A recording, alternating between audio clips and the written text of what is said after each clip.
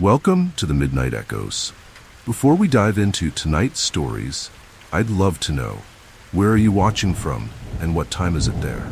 Drop a comment below. It's always fascinating to see where our viewers are tuning in from. If you enjoy the stories, don't forget to like and subscribe to the channel. Now let's get comfortable, unwind, and prepare for tonight's eerie adventures. During a family trip to Salem, Massachusetts, we found ourselves wandering through an old curiosity shop. Among the dusty shelves of antiques and trinkets sat a small clown doll. Its bright colors had faded, and its porcelain face bore a too wide smile that made me uneasy. My daughter, however, was immediately drawn to it, begging us to take it home. I reluctantly agreed, thinking it was just a harmless souvenir.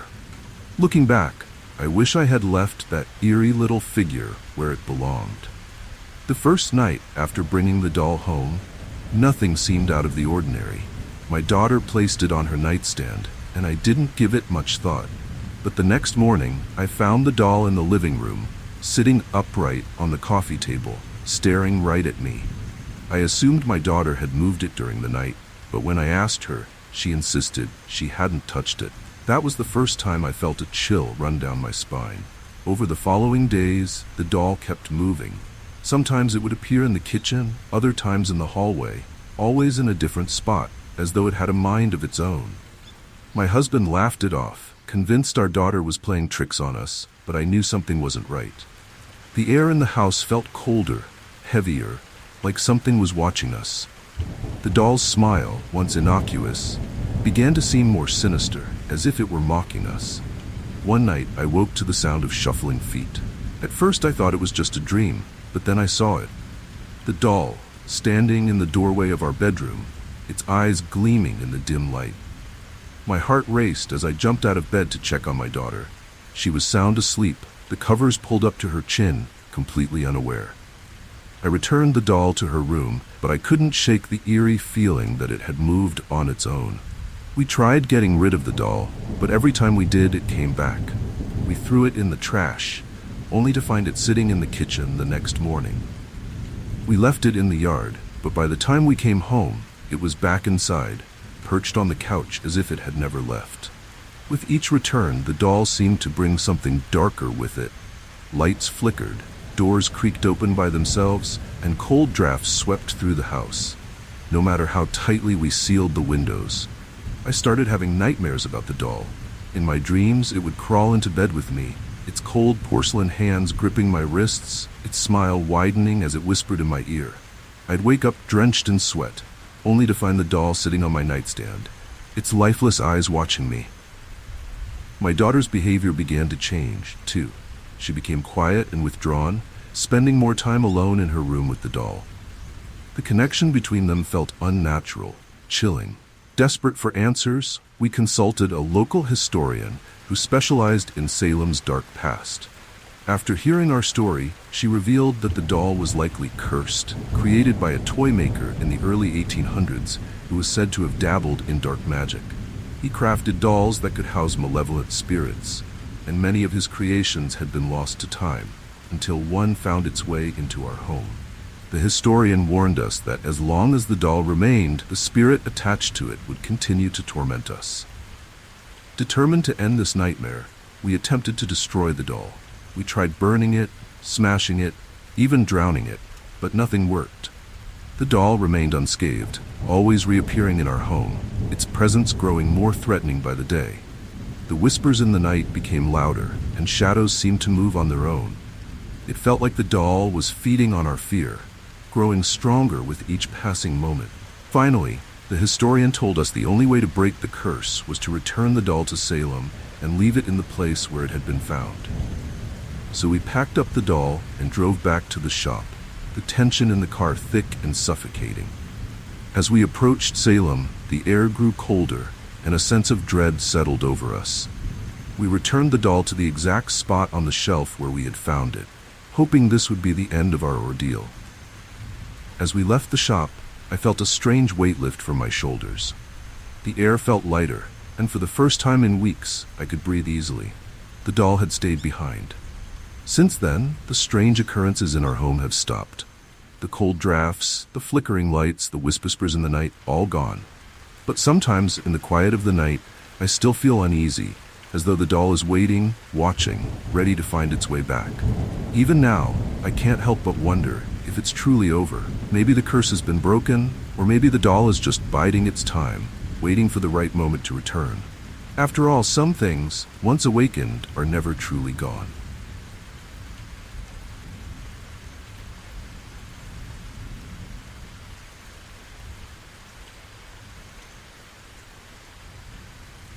It was a sweltering afternoon in the French Quarter of New Orleans when my daughter and I stumbled upon a garage sale. The tables were lined with old trinkets, dusty books, and antiques, but one item caught my daughter's attention.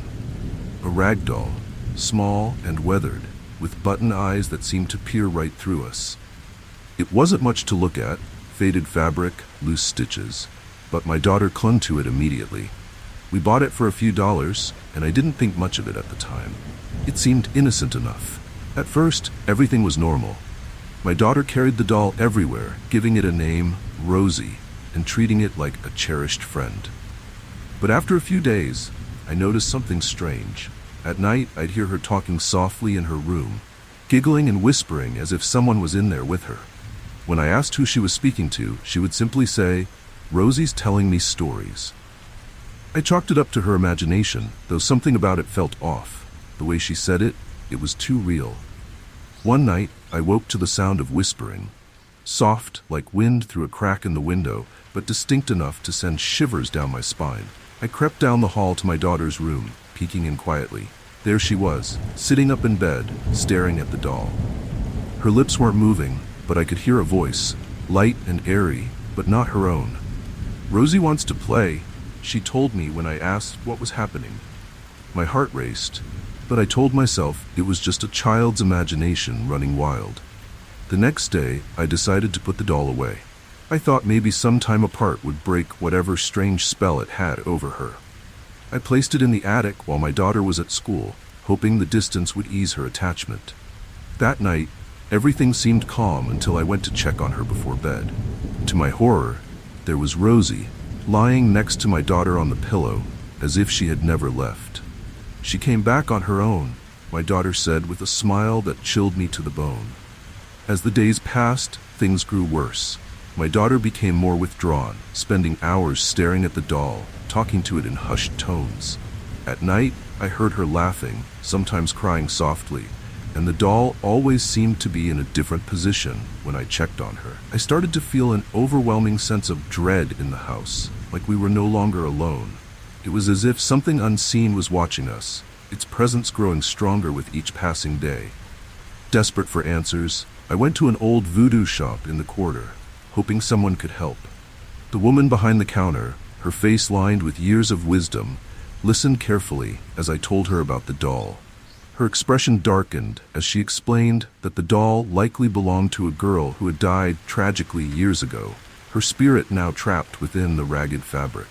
The spirit, she said, was searching for a new body to inhabit, and if I didn't act soon, my daughter would be in serious danger. Terrified, I raced home to confront the doll. I found my daughter sitting cross-legged on the floor, the doll in her lap, whispering to it as though it were alive. When I tried to take it from her, she screamed, a blood-curdling sound I had never heard from her before. Her eyes, wide and dark, locked onto mine, and for a moment, I didn't recognize my own child. The doll had taken hold of her, and I was losing her. I had to do something before it was too late. That night, I called a spiritual healer, someone who had experience with these kinds of hauntings. She arrived the next day, her demeanor serious as she examined the doll. She told me the doll's spirit was strong, fueled by the energy it had been drawing from my daughter. The only way to stop it was to return the doll to where it came from. But not just any spot. It had to be buried near the place where the original girl had died. The clock was ticking. With heavy hearts, we drove back to the French Quarter, carrying Rosie in a box. The spiritual healer guided us to a quiet corner of a cemetery not far from where the garage sale had been. As we dug a shallow grave for the doll, I felt an eerie stillness in the air, like the city itself was holding its breath. My daughter stood silently beside me, her small hand clutching mine tightly. I buried the doll, covering it with dirt, and whispered prayers, hoping this would be the end. As we left the cemetery, my daughter's mood lifted.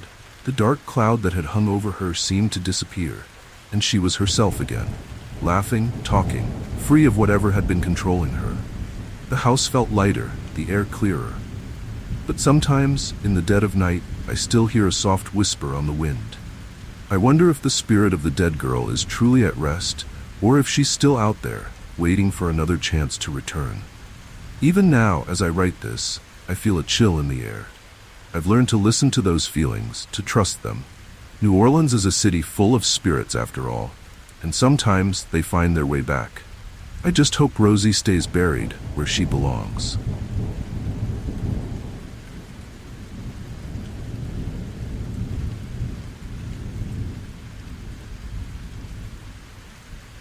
It was a cold, rainy afternoon in London when I attended an estate auction, browsing through old antiques and curiosities. That's when I saw it. A ventriloquist dummy, its wooden face painted with a wide, unsettling grin. The dummy was clearly old, its paint chipped and its suit slightly tattered, but something about it drew me in. I didn't think much of it at the time, other than how unusual it looked, and I placed a bid. Winning it for a bargain, I brought it home, thinking it would make an interesting conversation piece.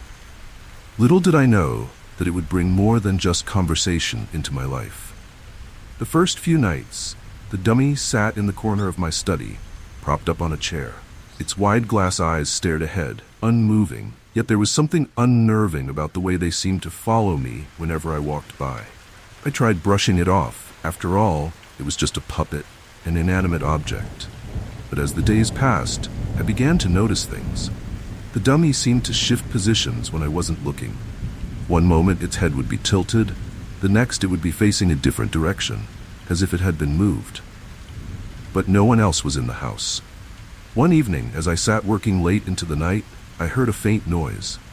It was soft at first, almost like a whisper, but unmistakably coming from the corner of the room where the dummy sat. My heart began to race as I turned to look. The dummy's head was now facing me, though I hadn't touched it. I convinced myself it was just my imagination, but that night, as I lay in bed, I couldn't shake the feeling that something was watching me. The next morning, things escalated. I found the dummy sitting at my kitchen table, its mouth slightly open, as though it had something to say. The eerie part was that I had left it in the study the night before. There was no logical explanation for how it had moved. I started to grow uneasy, but I wasn't ready to believe that something supernatural was happening. That evening, however, the dummy finally spoke. As I walked past the study, I heard a raspy voice say, "I know your secrets." I froze. The voice was low and cold, coming from the dummy's direction. My mind raced, trying to make sense of what was happening. I stared at the wooden puppet, its glassy eyes fixed on me, its lips slightly parted. Could I have imagined it? But then, it spoke again. This time, the words were clearer. "I know what you've done." My blood ran cold. It was as if the dummy knew things, dark things I had never spoken aloud. My heart pounded in my chest as I backed out of the room, feeling an overwhelming sense of dread. Over the next few days, the dummy's behavior became more sinister. It started appearing in different rooms, always watching me with that wide grin. Every time it moved, it seemed to get closer, its presence more menacing. At night, I'd hear it whispering, not just vague threats, but detailed, personal secrets. Things about my family, my past, things I had never told anyone. I was terrified. How could an old puppet know such intimate details? The fear began to consume me. I decided to lock the dummy in a chest and hide it in the attic, hoping to end the nightmare. But that night, the whispers grew louder. I heard footsteps above me, creaking across the ceiling as if someone or something was pacing. I barely slept, my nerves on edge, and when I woke up the next morning, the chest was open. The dummy was back in my study, sitting on the chair, its head turned toward the door as if it had been waiting for me. My terror was growing unbearable. Desperate for help, I contacted an old acquaintance who dabbled in the occult. When she arrived, her face paled as soon as she saw the dummy. She told me it was cursed, that its previous owner, a ventriloquist who had died under mysterious circumstances, had imbued it with dark energy.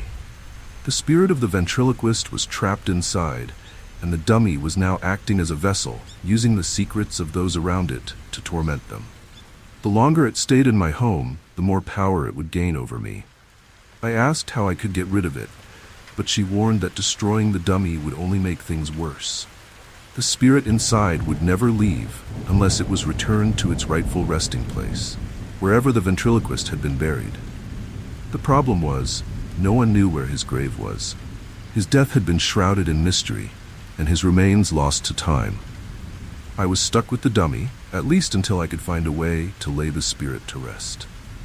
Each night, the whispers grew more intense. The dummy's voice taunted me, revealing more of my darkest thoughts and memories. It felt as though the dummy was in my mind, feeding on my fears. I could barely function, the paranoia and terror overwhelming me. I searched for answers, trying to trace the ventriloquist's history, hoping to find some clue about his burial site. But the more I searched, the more I realized how little time I had left. The dummy's grip on me was tightening. In a final act of desperation, I decided to leave London, abandoning the house and everything in it. As I drove away, I felt a strange relief, as if I was escaping something terrible. But even now, miles away, I sometimes hear whispers in the dark.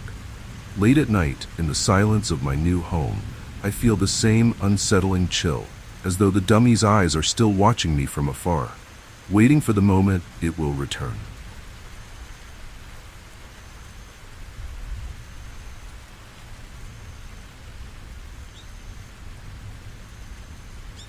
It was during a weekend getaway to the outskirts of Edinburgh that I first stumbled upon the doll. We had been exploring an old abandoned house just outside the city, a place rumored to have been left untouched for decades. While searching through one of the dusty upstairs rooms, I found it, an antique doll, dressed in a tattered lace gown, lying on the floor. Its most striking feature was its glass eyes, perfectly round and eerily lifelike. They seemed to reflect the dim light in the room, making them almost appear to follow my movements. It was unsettling, but I felt compelled to take it home. At first, I didn't think much of the doll. It sat on a shelf in my living room, its glass eyes gleaming in the daylight.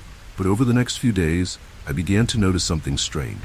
Whenever I passed by, it felt like the doll's eyes were always focused on me.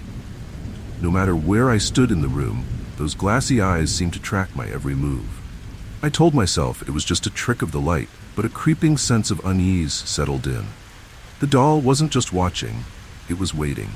One night, while lying in bed, I had a vivid dream. In it, I stood in front of the doll, but instead of sitting still, it was alive, pleading with me to set it free. Its glass eyes sparkled with tears, and its tiny porcelain hands reached out for me. I woke up in a cold sweat, my heart racing. The dream felt so real, too real. But when I checked the living room, there it was, sitting just as I'd left it, staring at the door. I tried to shake the feeling, but it lingered, gnawing at the edges of my mind. The next day, the doll's eyes seemed even more unsettling. They weren't just following me now. They were closer. Each time I looked at it, the eyes seemed to be more focused, more intent. I thought I was imagining things, but it was hard to ignore the growing sense of dread. That night, I had another dream, this time even more disturbing. The doll stood at the foot of my bed, its glass eyes glowing faintly in the darkness, whispering something I couldn't understand. I woke up in a panic, and when I checked the living room, the doll's position had shifted. Things only got worse from there. Every time I glanced at the doll, it felt like its eyes had moved, narrowing slightly, as though it was watching me more closely. It was subtle at first, but soon I couldn't deny it. The doll's expression was changing. It no longer had the blank, innocent look it had when I first found it. Now it seemed almost angry, its eyes filled with malice. The dreams continued, each one more vivid, more terrifying. In every dream, the doll begged to be set free, but its voice was filled with rage. I decided to lock the doll away in a box, hoping that would put an end to the strange occurrences. But the dreams didn't stop. Every night I dreamed of the doll, trapped, its glass eyes boring into mine, pleading, demanding. I woke up one night to find the box open, the doll sitting on the floor, its eyes fixed on me. My breath caught in my throat. I hadn't touched the box. There was no explanation for how it had moved. The air in the room felt thick, heavy with something unseen. Terrified, I reached out to a local historian, hoping to learn more about the doll's origins. She told me that dolls with glass eyes were often used in ancient rituals, believed to trap the spirits of the dead inside them. She suspected that the doll I had found was not just any antique, but one with a dark past. It had likely been used to imprison a restless spirit, and now that spirit was using the doll to reach out to the living. The more attention I gave it, the stronger it would become. I couldn't take it anymore. I decided to destroy the doll, to rid myself of the growing fear that consumed my every thought. But when I tried, I couldn't. The doll wouldn't burn, its porcelain skin remaining untouched by the flames.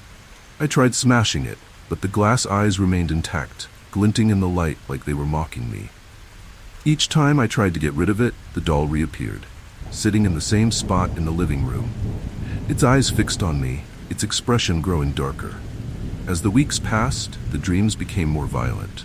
The doll no longer just stood by my bed in the dreams. It began to move, creeping closer, its hands reaching out to grab me. I woke up with scratches on my arms, deep and red, as if someone or something had clawed at me while I slept. The doll's eyes gleamed brighter each day, as if feeding on my fear. I was trapped, with no way to escape its haunting presence. In desperation, I decided to return the doll to the abandoned house where I had found it. I couldn't live with it any longer. As I drove through the narrow roads leading out of Edinburgh, the weight of the doll in the passenger seat seemed heavier than before, as if it didn't want to go back. I arrived at the house just as the sun began to set, the air cold and still. Placing the doll back where I had found it, I felt a strange sense of relief wash over me, though I knew it wasn't truly over. Since then, I haven't seen the doll again, but I can still feel its presence, lingering just at the edges of my mind. Sometimes I wake up in the middle of the night, expecting to see those glass eyes staring back at me. And though I left it behind, part of me knows that the doll isn't finished. It's still waiting, somewhere in that old house, for someone else to find it.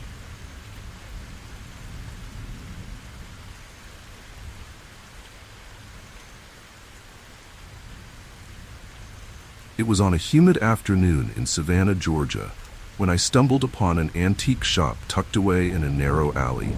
The shop was filled with all kinds of oddities, but one item caught my eye, a small, handmade voodoo doll. It was crafted from rough cloth, with pins sticking out of its body in a way that seemed both careless and intentional. The shop owner noticed me staring and told me it had once belonged to a powerful witch who had lived in the area centuries ago. I didn't believe in such things, but the doll intrigued me, and without thinking much of it, I bought it. I brought the doll home, placing it on a shelf in my living room as a quirky conversation piece. The first few days, nothing happened.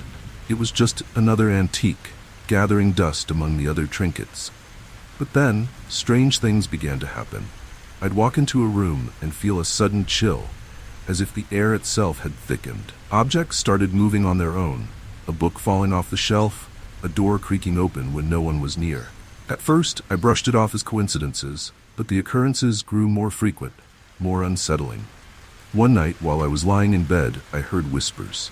They were soft, almost too quiet to make out, but they were there. I got up to investigate, and as I approached the living room, the air became colder. The voodoo doll was no longer on the shelf. It had somehow fallen to the floor, lying face down with the pins scattered around it. I felt a creeping sense of unease, but I convinced myself that it must have fallen on its own. Still, the hairs on the back of my neck stood on end as I placed it back on the shelf. The next morning, I woke up to a horrible sight. My neighbor, a kind elderly woman who lived alone, was being carried away on a stretcher. She had suffered a sudden stroke during the night. As I watched from my window, I couldn't shake the feeling that something was terribly wrong. That's when I noticed the voodoo doll again. It had fallen off the shelf once more, but this time, one of the pins was missing. A chill ran down my spine, and I began to wonder if the doll had anything to do with what happened. Over the next few days, more strange and eerie incidents occurred. A close friend of mine got into a terrible car accident. My coworker fell ill, and my own health began to deteriorate. Every time something bad happened, I would find the doll in a different position. Face down, pins missing, or worse, standing upright as if watching me. It was as if the doll was somehow tied to the misfortune of those around me. The more I thought about it, the more I became convinced that the doll was responsible. Desperate for answers, I returned to the antique shop to confront the owner. When I arrived, the shop was closed, boarded up as though it had been abandoned for years.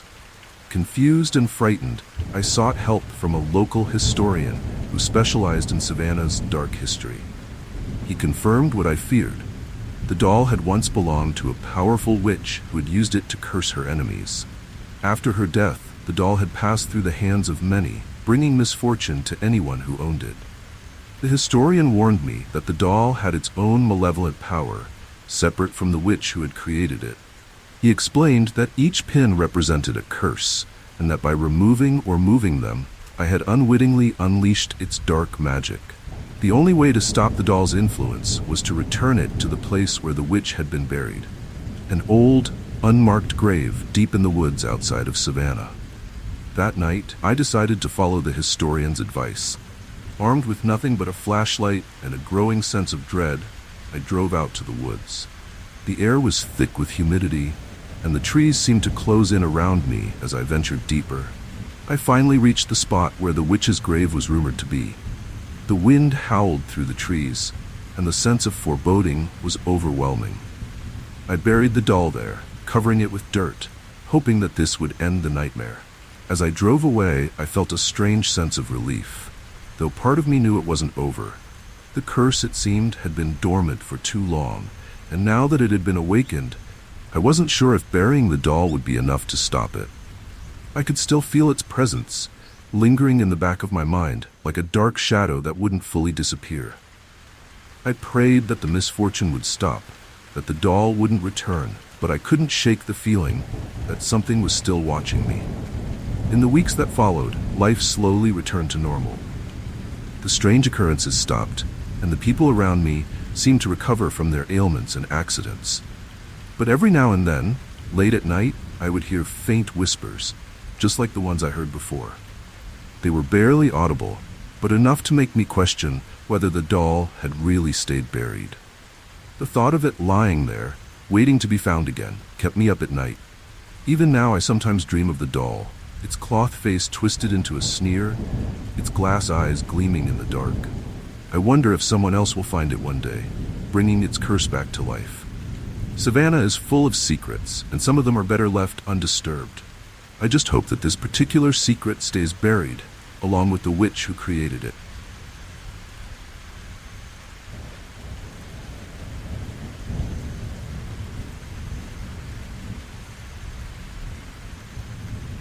It was on a quiet afternoon in Venice, while exploring the attic of my grandparents' old house, that I discovered the marionette.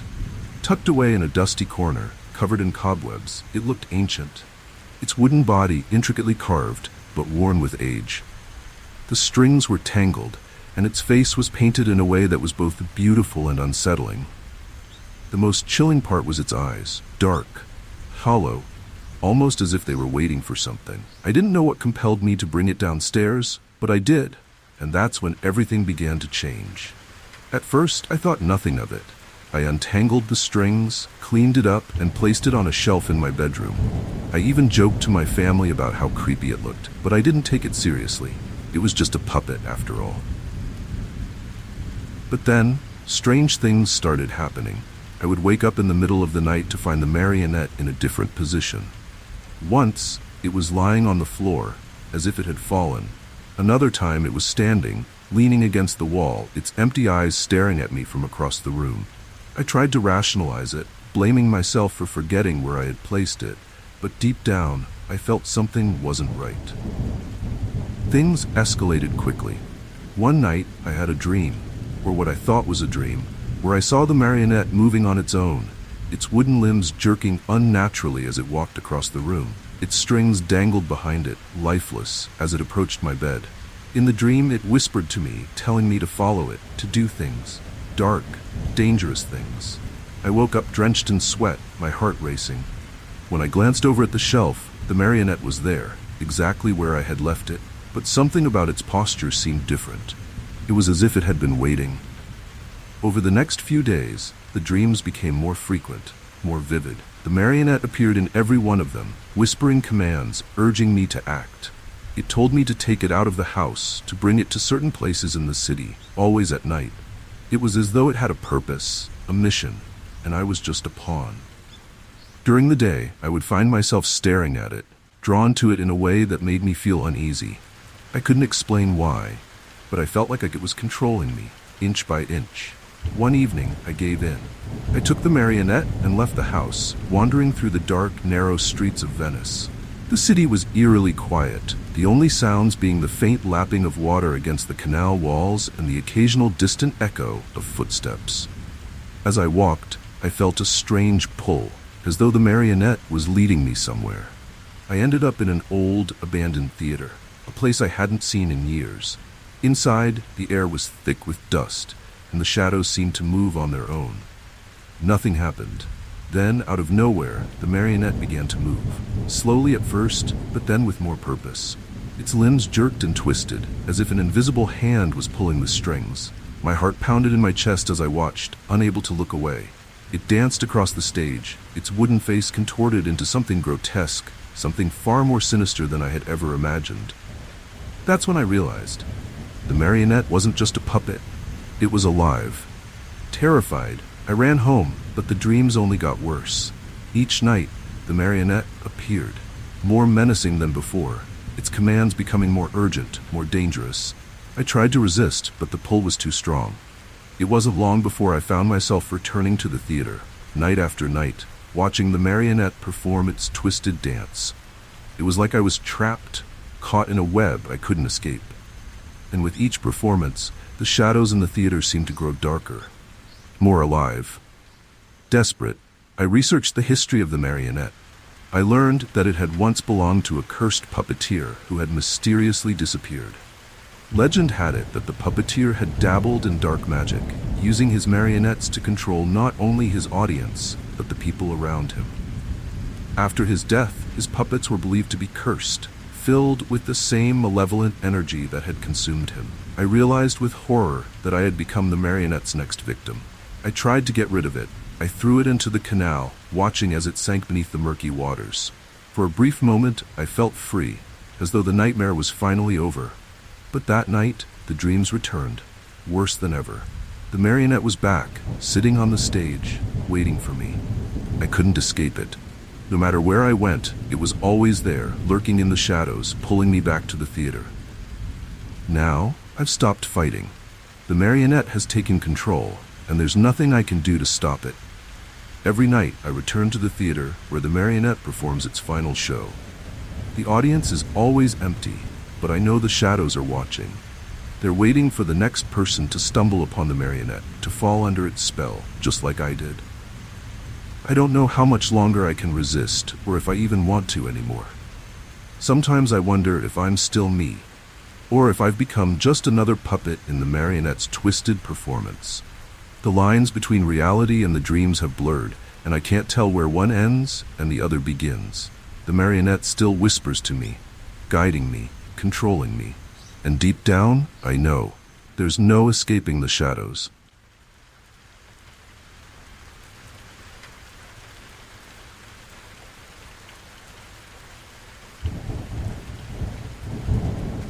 I've always been drawn to antiques, so when I found myself in Paris, I couldn't resist visiting one of its famous flea markets.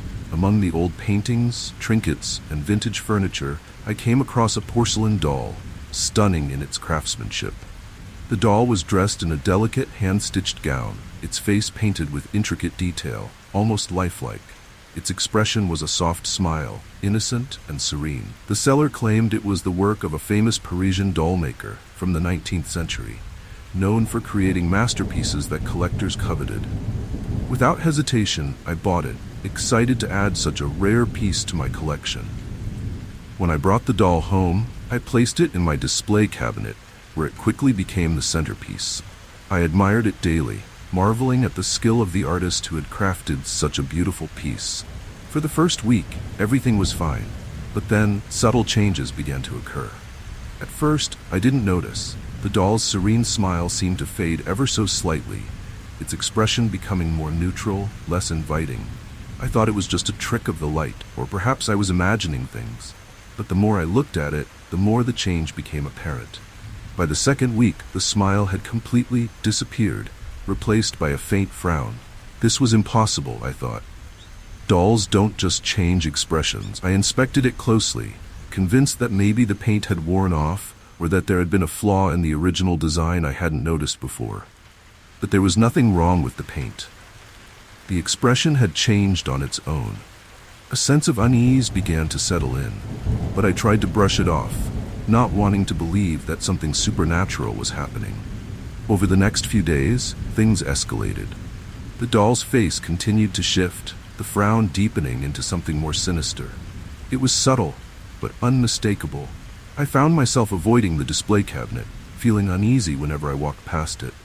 The doll's eyes, once bright and full of life, now seemed darker, almost hollow. It felt as though it was watching me, judging me, as if something malicious was growing inside it. The air in the house felt heavier, colder, as though the doll's presence was affecting more than just its expression. One night, I had a dream, more vivid than any dream I'd ever had. In it, the doll maker stood before me, his face twisted in anger. He held one of his porcelain dolls in his hand, but instead of crafting it with care, he smashed it to the ground, shards flying everywhere.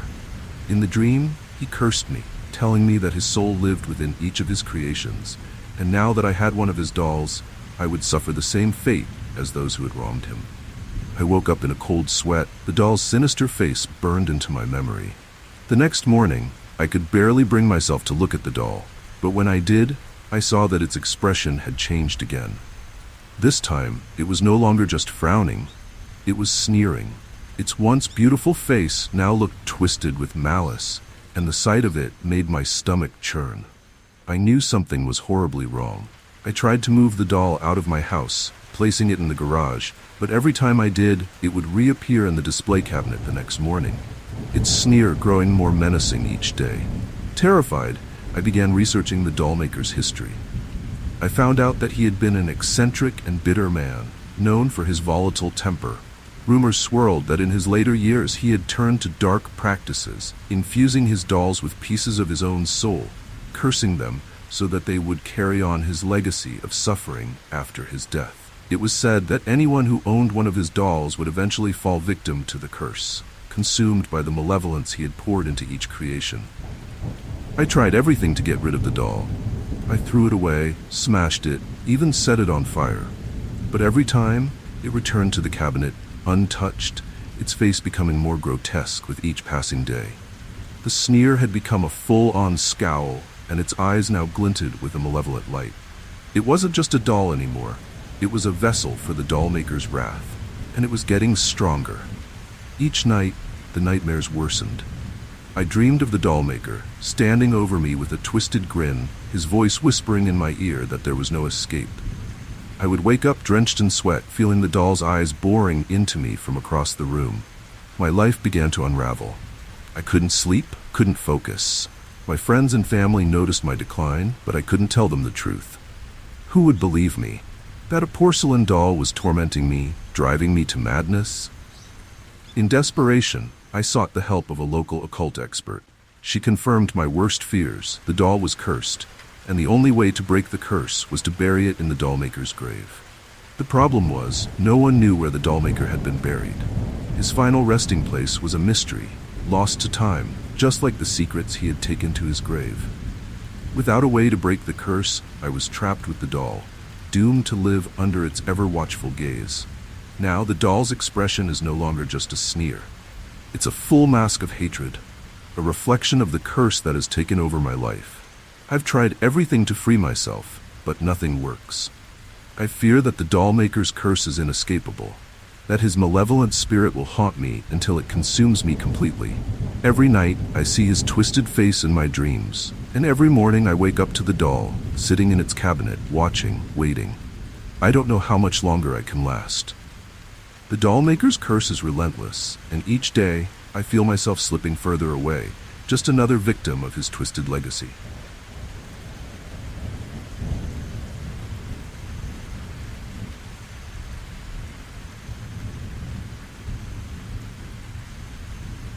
It all started when we visited a flea market near Gettysburg. My son and I were browsing through the vendors when he spotted a small wooden soldier, hand-carved and worn with age. The soldier was dressed in a tattered Union uniform, complete with a tiny rifle. The vendor said it had been made by a soldier who fought in the Civil War. My son, fascinated by the history, begged me to buy it. It seemed like an innocent toy, so I agreed, thinking it would be a nice souvenir of our trip. I had no idea that this little wooden soldier carried something far darker. We brought the soldier home, and at first, it was just another toy among my son's collection. He played with it for hours, reenacting battles and marching it around the living room. But soon, strange things began to happen. Late at night, I would hear faint drumming, like the sound of a distant military band. I thought it might be a neighbor playing music, but when I stepped outside, the street was silent. Yet, the rhythmic drumming continued, coming from somewhere inside the house. A few days later, I noticed the soldier was no longer in my son's room. I asked him where it was, and he shrugged, saying he hadn't touched it since the night before. I found it in the hallway, standing upright, as though it had marched out of his room on its own. The drumming returned that night, louder this time, and accompanied by the faint clatter of boots on wooden floors. It was unsettling, but I tried to dismiss it. After all, how could a wooden toy cause such strange noises? Things grew more alarming when my son came to me one morning, pale and shaken. He told me that he had woken up in the middle of the night to find the wooden soldier marching at the foot of his bed. Its tiny feet moved in perfect rhythm, and the faint sound of drums filled the room. I thought he was imagining things, but the fear in his eyes was undeniable. That same night, I locked the toy away in a box, hoping to put an end to the strange occurrences. But locking it away only seemed to make things worse. The drumming grew louder, and the sounds of marching footsteps echoed through the house, even though the soldier remained locked in the box. My son refused to sleep in his room, too terrified to go near the soldier. I began to wonder if the vendor's story had some truth to it, if the soldier was more than just a toy. Perhaps it had been carved by a man who had died in battle, and his spirit had somehow attached itself to the figure. Desperate for answers, I began researching the history of Gettysburg and the soldiers who fought there. I learned about a craftsman who had carved wooden soldiers during the Civil War to pass the time between battles. Legend had it that one of his carvings had been cursed after he died in combat, his spirit unable to rest. The soldiers were said to march on their own, driven by the unresolved rage of their creator.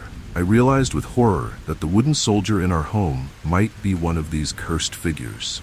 Determined to break the curse, I decided to return the soldier to Gettysburg, hoping to put an end to the torment it was causing. But before I could act, things took a darker turn. One night, I woke to the sound of boots marching down the hallway. I opened my door to find the wooden soldier standing at the entrance to my son's room, its tiny rifle raised as if ready for battle. My heart pounded as I grabbed the soldier and threw it into the yard, convinced it was trying to harm my son.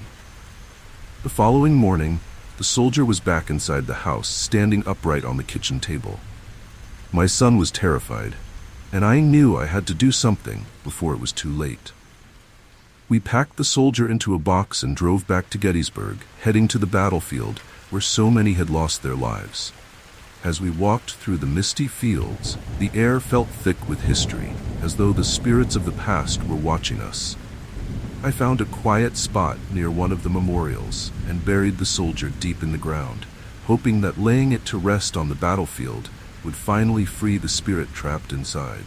As I covered the small figure with dirt, I felt a strange sense of peace wash over me, though the distant sound of drumming still lingered in the back of my mind. It was as if the soldier was grateful, but not entirely at rest. Since then, the drumming has stopped, and the house feels lighter, as though a dark presence has finally left. My son no longer wakes up in terror, and the marching footsteps have disappeared. But every now and then, when the wind blows just right, I think I can still hear the faint echo of drums in the distance, reminding me that some spirits never truly rest. I often wonder if I did the right thing by burying the soldier on the battlefield. Did I free the spirit, or did I simply send it back to continue its march among the fallen?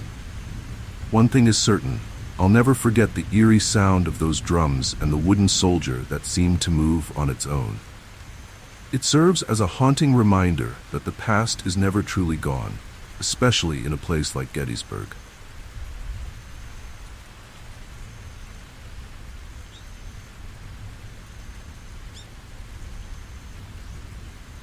It was a cold winter day in Prague when my grandmother gave me the doll. She had always been fond of collecting old antique toys, and this one was no exception. The doll was delicate, made of porcelain, with a perfectly painted smile and soft curls of dark hair framing its face. My grandmother handed it to me with a strange warning: never let it frown. I thought she was being superstitious, as she often was with her old Czech tales, but her seriousness left a lingering unease in my mind. Still, it was just a doll, a harmless, beautiful keepsake from my grandmother.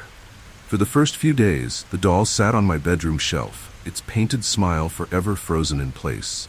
I admired it, although it did seem a bit unsettling at times. My life carried on as usual, until one evening, after a particularly stressful day, I came home and noticed something strange. The doll's smile, which had always seemed so cheerful, appeared slightly less vibrant. It was as though the smile had faded just a little, leaving its expression less joyful, more neutral. I told myself I was imagining it.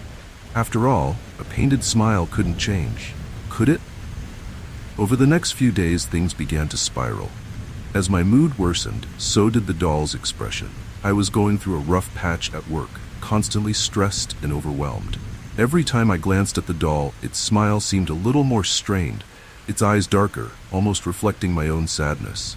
It was unnerving, but I couldn't shake the feeling that the doll was connected to me somehow. The more I brooded, the more its smile faded, until one morning, I woke to find that the smile had nearly vanished altogether, replaced by a faint scowl. By then, I was certain something was wrong. I remembered my grandmother's warning, never let it frown. But how could I control that? It was just a doll, right? And yet, the more I stared at it, the more I could feel an eerie connection between us. It was as if the doll was feeding off my emotions, mirroring my growing sadness and anxiety. Its painted eyes, once bright and doll-like, now seemed to follow me around the room, as though it was watching my every move, waiting for something. One night, I had a vivid dream. In it, the doll was no longer just a lifeless toy. It was alive, standing at the foot of my bed, staring at me with a face twisted in anger. "You let me frown," it whispered, its voice low and menacing. I woke up drenched in sweat, my heart racing.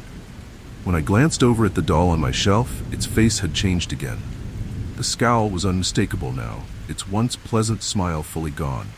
The doll no longer looked innocent, it looked malicious. Terrified, I tried to hide the doll in a closet, hoping to escape its influence. But that night, the dream returned, even stronger. The doll appeared again, this time closer, whispering darker things, telling me that it could see inside my soul. I woke up trembling, and when I checked the closet, the doll was gone. I found it back on my shelf, sitting exactly where it had been before, its cold eyes glaring at me. The air in my room felt heavy, oppressive. I could feel the doll's presence everywhere. Desperate, I called my grandmother, hoping she could explain what was happening.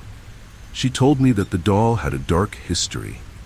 It had been made by a craftsman whose daughter had died tragically. In his grief, he had created the doll as a tribute to her, but as his sadness deepened, the doll became cursed. It would feed off the emotions of whoever owned it, growing darker as they did. The smile was meant to protect its owner, but if the doll ever frowned, it could bring disaster. My grandmother had kept it hidden for years, but when she gave it to me, she hadn't realized how fragile its magic had become. Panicked, I asked her how to stop it. She told me that the only way to restore the doll's smile was to break free from my own sadness and find peace within myself. The doll, she said, was tied to its owner's emotional state. If I could bring myself out of the darkness, the doll would follow, but I was already too far gone. My anxiety and stress had taken over, and every time I looked at the doll, its scowl grew deeper, its presence more menacing. The nights became unbearable. I would wake up to the sound of soft whispers, the doll's face appearing in my dreams, its once joyful expression now a twisted sneer. I couldn't sleep, couldn't escape the weight of its gaze. The more I tried to ignore it, the worse things became. My life was unraveling, and the doll was at the center of it all. It wasn't just reflecting my emotions anymore. It was feeding off them, becoming something darker, something alive. In a final act of desperation, I decided to return the doll to my grandmother. I packed it carefully in a box, not daring to look at its face. As I drove through the quiet streets of Prague, the air felt lighter, as if the doll's hold on me was weakening. But when I arrived at my grandmother's house, she refused to take it back. "It's yours now," she said solemnly. "Only you can break the curse."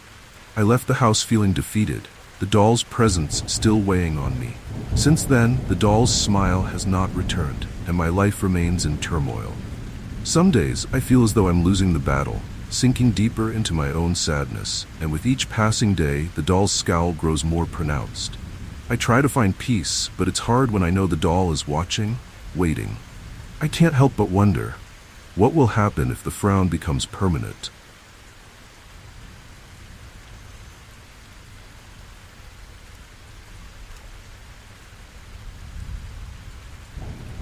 I had always dreamed of becoming a ventriloquist, and when I found that old puppet for sale at an auction in New York City, it felt like fate. The puppet was once owned by a famous ventriloquist who had mysteriously disappeared decades ago, leaving behind a legacy of unforgettable performances. It was battered and worn, with glassy eyes that seemed far too lifelike, and a wooden mouth slightly ajar, as if waiting to speak. There was something almost eerie about it, but I didn't care. This was my chance to make a name for myself, just like the ventriloquist who had owned it before. From the moment I began practicing with the puppet, something felt off. It was heavier than it looked, as if it carried the weight of its past. But that didn't stop me from using it. My routines improved, and the puppet seemed to come alive in my hands. My audience loved it. They laughed, they clapped, they were entranced by the chemistry between me and the puppet. The strange thing was, sometimes it felt like I wasn't controlling it at all. It would finish my sentences, make jokes I hadn't planned, and often say things that surprised even me. I brushed it off as getting into the zone, but deep down, I knew something was different. As my fame grew, so did my connection to the puppet. It became the center of my act, and soon I couldn't perform without it. But then, something strange happened. I started to lose my voice. At first, it was subtle, just a slight hoarseness after a performance, but over time, it got worse. I found myself struggling to speak, my throat tightening during shows while the puppet's voice grew stronger. It was as if the puppet was taking something from me, though I couldn't understand how that was possible. One night, after a particularly exhausting performance, I left the puppet on the stage while I went to get some water. When I returned, I found it sitting upright, its head tilted toward me, as though it had been watching me the entire time.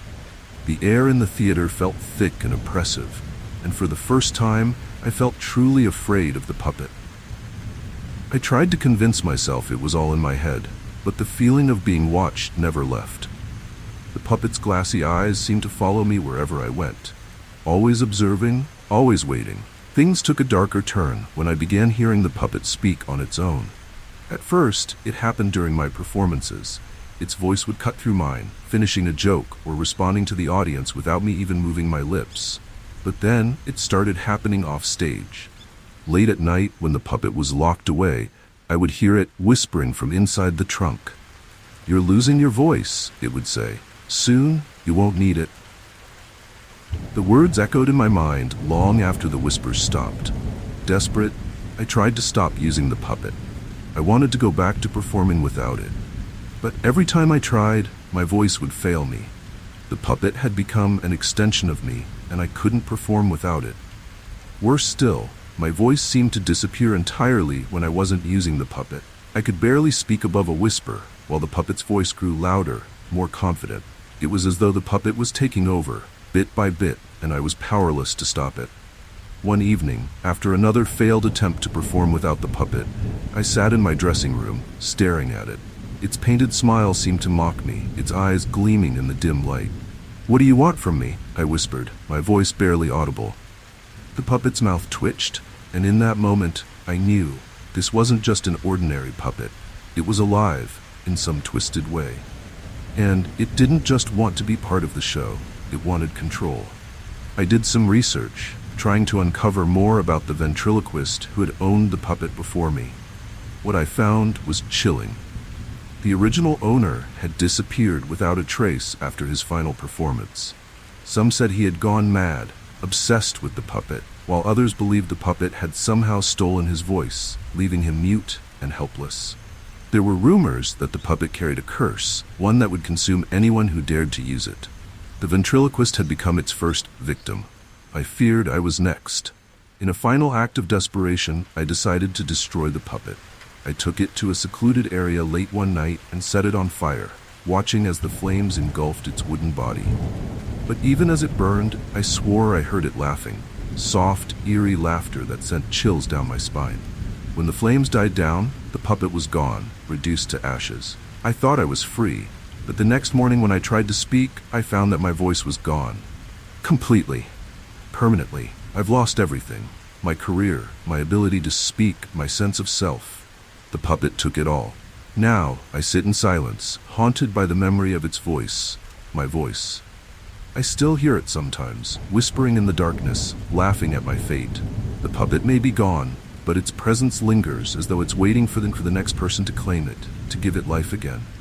I don't know how long I can live like this, trapped in my own silence, knowing that the puppet is out there somewhere, waiting for its next victim. And I can't help but wonder, when it finds them, will they be strong enough to resist its pull?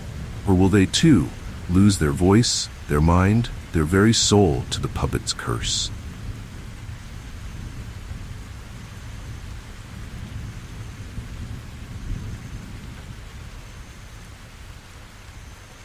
It was on a chilly afternoon in Dublin that my partner and I decided to explore an old abandoned cemetery just outside the city. The place was steeped in history, with crumbling headstones and twisted trees that seemed to lean in closer as we wandered through. We weren't looking for anything in particular, just a quiet, eerie adventure. But then, while poking around near one of the older graves, I saw something buried in the dirt. A small, delicate doll. It was weathered and filthy, with one eye missing, but something about it seemed strangely out of place. Without thinking, I picked it up and brought it home. At first, I didn't think much of it. The doll was small and unassuming, a simple keepsake from an afternoon of exploration. But after a few days, strange things started happening. The doll, which I had placed on a shelf in the hallway, would move on its own. I would find it in different spots, on the floor, on a chair, once even facing the door as if it had been waiting for me to come home. My partner laughed it off, saying I must have been moving it without realizing, but I knew I hadn't touched it. Then the whispers started. Late at night, when the house was quiet, I would hear faint, eerie murmurs, like the wind passing through an open window. But the windows were closed, and the whispers seemed to be coming from the doll. At first I tried to ignore it, convincing myself that I was just tired or imagining things. But each night, the whispers grew louder, more insistent. "Return me," they would say. "Take me back." One evening, I finally asked my partner if they had noticed anything strange. They hadn't heard the whispers, but they admitted feeling uneasy whenever they passed by the doll. There was something about its presence that felt wrong, like it didn't belong in our home. That night, we moved the doll into the closet, hoping that putting it out of sight would ease the tension. But when we woke the next morning, the doll was back on the hallway shelf, facing the door again. By this point, I was thoroughly unnerved. The whispers continued, more insistent now, almost angry. I could hear the same words over and over. "Return me to the grave." I started having vivid nightmares where I was back in the graveyard, standing over the same plot where I had found the doll. In the dreams, a small figure would emerge from the earth, calling out to me, its voice filled with sorrow and rage. Each time I woke, I felt a lingering chill, as though something had followed me out of the dream. Determined to figure out what was happening, I started researching the history of the cemetery where we had found the doll. I discovered that it was one of Dublin's oldest burial sites, and many of the graves belonged to children who had died young, often of illness or tragic accidents. There were rumors of restless spirits wandering the grounds, seeking peace. Some believed that certain objects, like dolls, had been buried with the children as guardians, meant to protect their souls in the afterlife. By taking the doll, I had disturbed that protection. Realizing the gravity of my mistake, I knew I had to return the doll to the graveyard. But before I could, the activity in the house escalated. The whispers grew louder, not just at night, but during the day, too. Doors would slam shut on their own, and the temperature in the house would drop suddenly. My partner and I both started waking up in the middle of the night, feeling like someone was watching us. The doll's presence felt heavier, almost oppressive, as if the spirit attached to it was growing angrier with each passing day. One night, I woke to find the doll sitting on my bedside table, staring at me with its single glass eye. The whispers were no longer faint. They were clear, demanding, filling the room with an eerie, cold voice. "Return me, or suffer." My heart pounded as I grabbed the doll and placed it in the car. There was no waiting anymore. We needed to take it back immediately. We drove to the cemetery in the dead of night, the air thick with tension. As we approached the spot where I had found the doll, the wind picked up, howling through the trees. The whispers became louder, almost deafening, as if the spirit was urging me to hurry.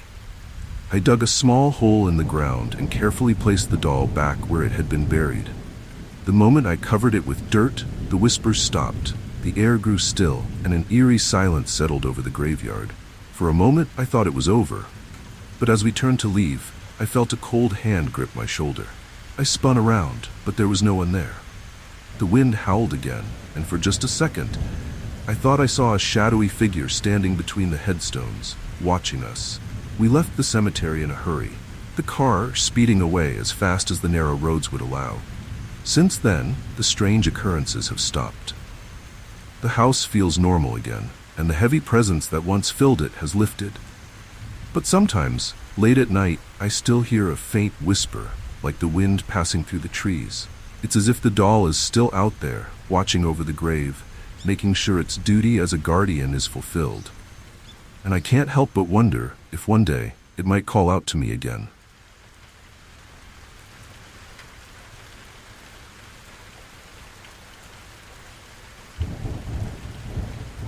I had never been much of a doll person, but when my grandmother gifted me a pristine porcelain doll from her collection, I couldn't refuse. It was a beautiful piece, dressed in an old-fashioned lace gown with glossy black hair and large glassy eyes that seemed to shine in the light. The detail was impeccable, and my grandmother insisted it had been in the family for generations. "Take care of her," she said with an odd smile. "She sees more than you know." I brushed it off as just an old saying, not thinking much of it at the time. But soon, I would learn those words carried a chilling truth. At first, the doll sat harmlessly on a shelf in my bedroom, a decoration that blended into the background of my daily life. It wasn't until a few weeks later that I began to notice something odd about it. The doll's eyes, those perfectly crafted glass eyes, seemed to reflect the mood of the house. On good days when everything was calm, the eyes remained bright and clear. But on days when tension filled the air, like after an argument or a particularly stressful event, the doll's eyes seemed to darken, almost as if they absorbed the negativity around them. One evening, after a particularly rough day at work, I came home to find the doll's eyes nearly black. It startled me. They had never been that dark before. I moved closer to inspect it, and for a moment, I thought I saw something flicker in those glassy depths, a shadow or a reflection that shouldn't have been there. I tried to shake the feeling, convincing myself that I was just imagining things. But the doll's eyes seemed to follow me around the room, their darkness deep and foreboding. Over the next few days, things grew worse. My family had a sudden string of misfortunes. A minor car accident, my mother fell ill, and my younger brother got into a fight at school. Each time something bad happened, the doll's eyes would darken, turning almost pitch black.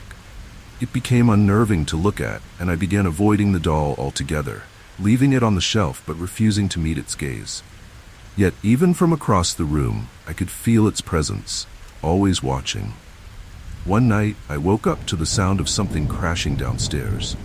My heart raced as I crept out of bed to investigate.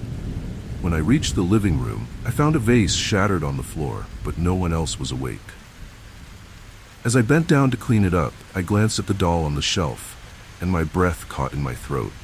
Its eyes were darker than ever, almost like voids, reflecting nothing but emptiness. I stood there, frozen, as a cold shiver ran down my spine. I knew then that the doll was somehow connected to the misfortunes plaguing my family.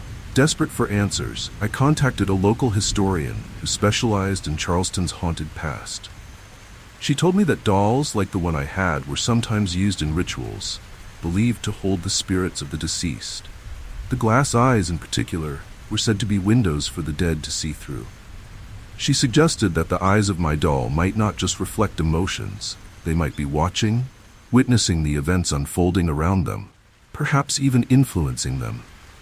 The more negative energy they absorbed, the stronger the connection to the spirit inside. That night, I decided to move the doll into the attic, far away from me.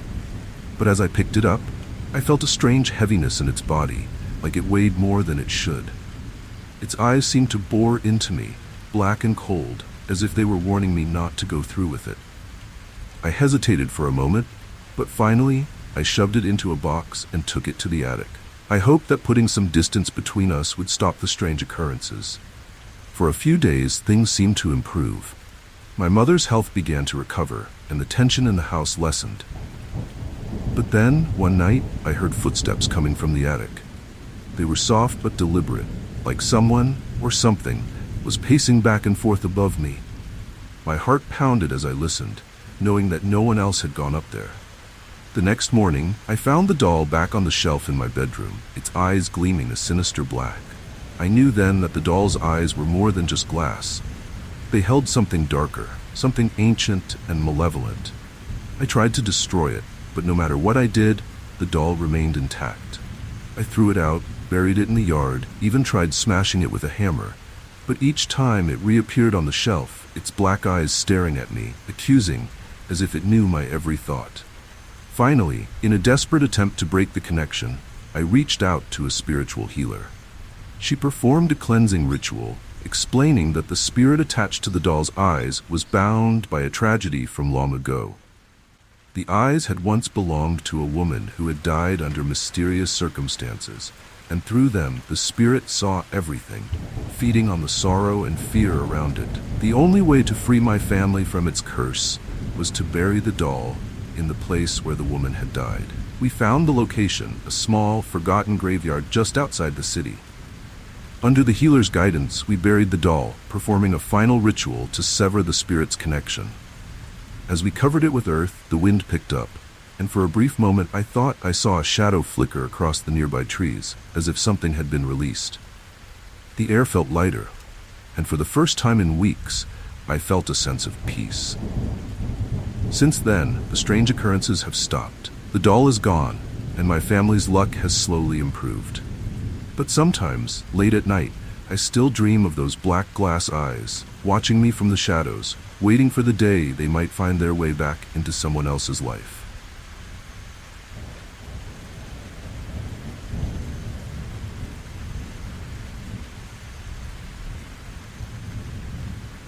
It was a fresh start when I moved into my new apartment in Budapest. The building had an old-world charm, with creaky wooden floors and high ceilings, and I loved every bit of it. As I was unpacking, I found an old mirror tucked away behind a loose panel in one of the closets. The mirror was dusty and cracked, clearly forgotten by the previous tenants. It had a carved wooden frame that was ornate but worn. As I lifted it, I found something even stranger. A small, porcelain doll hidden behind it. The doll was simple, dressed in a faded red dress, but there was something eerie about its glassy eyes.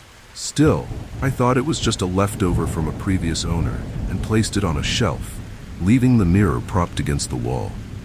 At first, nothing seemed unusual. I went about my daily routine, and the doll remained untouched on its shelf. But then, one night as I was getting ready for bed, I noticed something odd in the mirror. The reflection showed the doll, but it wasn't just sitting there. It was in a slightly different position than I had left it, its head tilted as if it were watching me. I blinked and looked back at the shelf, only to see the doll in its original spot. I shook my head, telling myself it was just a trick of the light. As the days went by, the mirror started to feel more unsettling. Every time I glanced at it, I couldn't shake the feeling that the doll's reflection was moving, subtly changing its pose when I wasn't looking. Sometimes its hands seemed to shift, or its head would be tilted differently. It was never anything drastic, but just enough to make me question my own sanity. At night, I started covering the mirror with a cloth, hoping that would ease my discomfort. One evening, I woke up to a strange sound, a soft scraping noise, like something moving across wood. Groggy, I looked around the room and noticed the cloth I had draped over the mirror had fallen to the floor. The mirror was uncovered, and in its reflection, I saw the doll standing upright on the shelf. I froze, my heart pounding. When I turned to the shelf itself, the doll was sitting as usual, unmoved. But in the mirror, it stood there, watching me. After that night, things escalated. I began seeing the doll in different places around the apartment, always through the mirror. In the reflection, it would appear closer to the mirror's surface, as if trying to step through. I'd see it in the kitchen when I was in the living room, or in the hallway when I was in the bedroom. But whenever I looked directly at the shelf, the doll hadn't moved. It was as though its movements were confined to the mirror's world. But that didn't make it any less terrifying. I started having vivid dreams of the doll. In them, it would crawl out of the mirror, its tiny porcelain hands reaching for me. Its glassy eyes, usually lifeless, glinted with a strange light, and it whispered in a language I couldn't understand. I'd wake up drenched in sweat, the reflection of the doll the first thing I saw upon waking. It was always closer in the mirror than I remembered, its face more sinister, its eyes more intense. Desperate, I decided to move the mirror into the hallway, far from my bedroom. But the next morning, the mirror was back in its original place, leaning against the wall near the shelf. The doll, as usual, sat on the shelf, unmoved. I felt trapped, as if the apartment wasn't really mine anymore. The mirror and the doll had taken over, controlling the space in a way I couldn't understand. I stopped sleeping well, too afraid of what I might see if I let my guard down. I began researching the apartment's history, hoping to find some explanation for the strange events. I learned that the previous tenant had mysteriously disappeared without a trace. Neighbors mentioned that she had become reclusive, often talking about strange occurrences in the apartment, but no one knew what had happened to her. The more I dug, the more I realized that the doll might not just be a forgotten toy. It could be something far darker, connected to the disappearance of the last tenant. The more I researched, the more frightened I became. I learned of an old ritual involving mirrors, where spirits could be trapped on the other side, unable to cross over into the real world. I suspected that the doll was part of such a ritual, and the mirror was acting as a gateway. The reflection wasn't just showing the doll, it was revealing something that wanted to break through, something malevolent. Determined to rid myself of the mirror and the doll, I decided to throw them both out. I packed them into a box and took them to a junkyard, leaving them in a heap of discarded furniture. For the first time in weeks, I felt a sense of relief as I drove away. But when I returned home that night, the mirror was back, leaning against the wall as though it had never left. The doll sat on the shelf, its glass eyes gleaming more intensely than before. I knew then that I couldn't escape. The mirror and the doll were bound to the apartment, or perhaps to me. Now, I avoid looking in the mirror altogether, afraid of what I might see. The doll's reflection still moves, getting closer and closer to stepping through. I don't know what will happen when it finally does, but I fear the worst. I've started covering every mirror in the apartment, but deep down, I know it's only a matter of time before the doll finds a way out.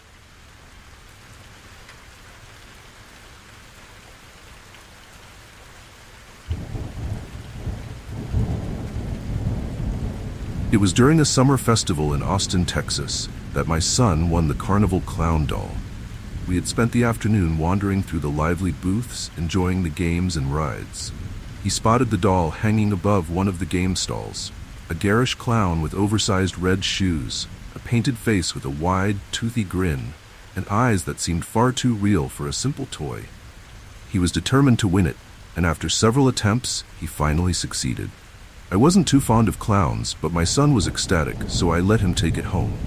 The first night, the doll sat in the corner of his room, leaning against the wall, its eyes staring into the darkness. My son seemed happy to have it, though I found its fixed grin unsettling. I told myself it was just a toy, harmless and ridiculous. But that night, as I lay in bed, I could swear I heard faint sounds coming from his room, soft shuffling, almost like footsteps. I dismissed it as my imagination, but an uneasy feeling settled in the pit of my stomach.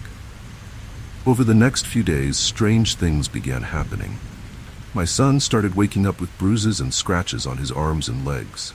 At first, I thought it was just the result of roughhousing at school, but he insisted that wasn't the case. One morning, he told me that the clown doll had been playing with him in the middle of the night. "Too rough," he said, rubbing the fresh bruises on his arm. I felt a chill, but I tried to brush it off, assuring him it was just a dream. Yet the scratches and bruises kept appearing. The doll's presence began to feel heavier, more sinister. My son seemed less enthusiastic about it now, and I noticed he was avoiding his room at night. He claimed that the doll was moving on its own, that it would end up in different spots around the room each morning, even though he hadn't touched it. I didn't want to believe it, but every time I walked past his room, I couldn't shake the feeling that the doll's wide grin had become more menacing, its painted eyes following me wherever I went. One night, I decided to check on my son after he had fallen asleep.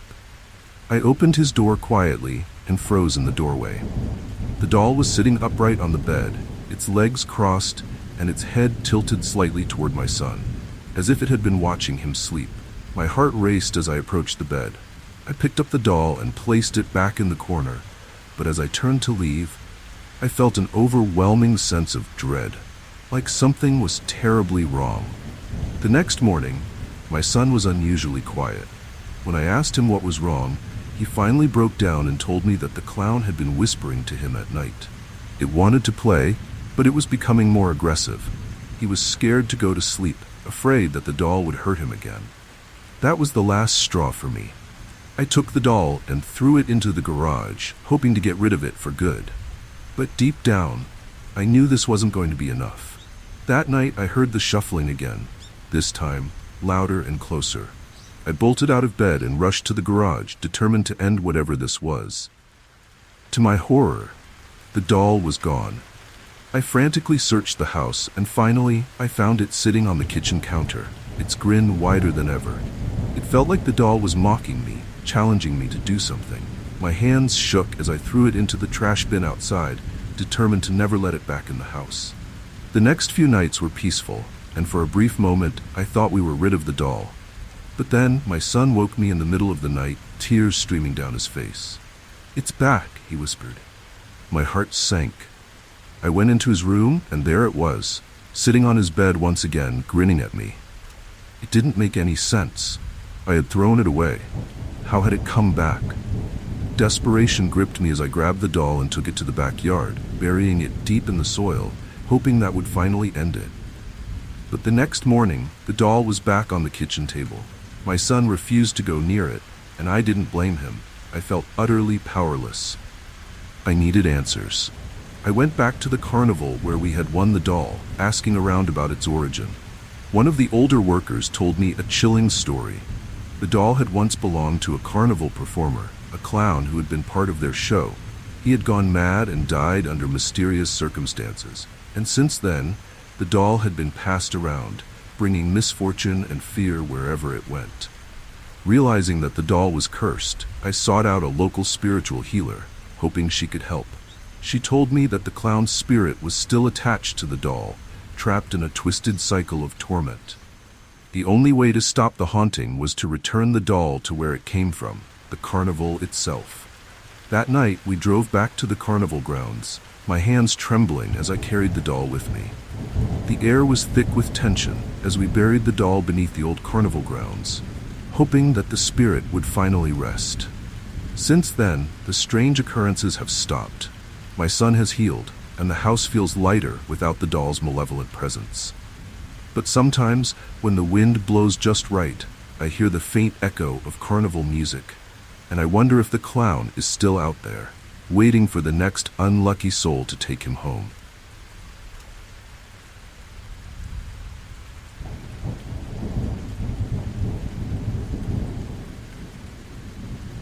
It was on a chilly autumn morning in Vienna when I found the rag doll. I had been browsing an estate sale at an old tailor's shop, sifting through boxes of fabric and discarded clothing, when I came across the doll buried beneath a heap of torn cloth. The doll was worn and tattered, with faded stitching and mismatched buttons for eyes. But there was something about it that caught my attention. I couldn't explain it, but I felt an odd pull toward it, as though it had been waiting for me. I purchased it along with some other sewing supplies, thinking I might repair the doll as a side project. When I brought the doll home and placed it in my sewing room, the atmosphere in the house seemed to change. The room, which had always been a quiet, creative space, now felt colder, heavier. I set to work repairing the doll, carefully restitching its seams and replacing its missing buttons. But as I began working, strange things started happening. Faint, whispering voices would drift through the room, almost like the wind, but too clear and purposeful. Every time I made a new stitch, I thought I heard soft cries, distant and echoing. It was unnerving, but I convinced myself it was just my imagination. The first night after I repaired the doll, I woke up to the sound of footsteps in my sewing room. The sound was soft, like something small moving across the wooden floor. When I went to check, the room was empty, but the doll had moved from its spot on the shelf. It was now sitting upright on the table, its button eyes staring directly at the door. A shiver ran down my spine, but I convinced myself that I must have forgotten to put it back properly. Still, I couldn't shake the feeling that I wasn't alone. Over the next few days, things grew stranger. Every time I entered the sewing room, the doll seemed to be in a different position, sometimes sitting, sometimes lying down, and once even standing on the windowsill. I began hearing faint voices more frequently, like whispers in the fabric of the room itself. They were too faint to make out, but their presence was unmistakable. It was as though the doll had come to life, or something was moving through it, watching me through those button eyes.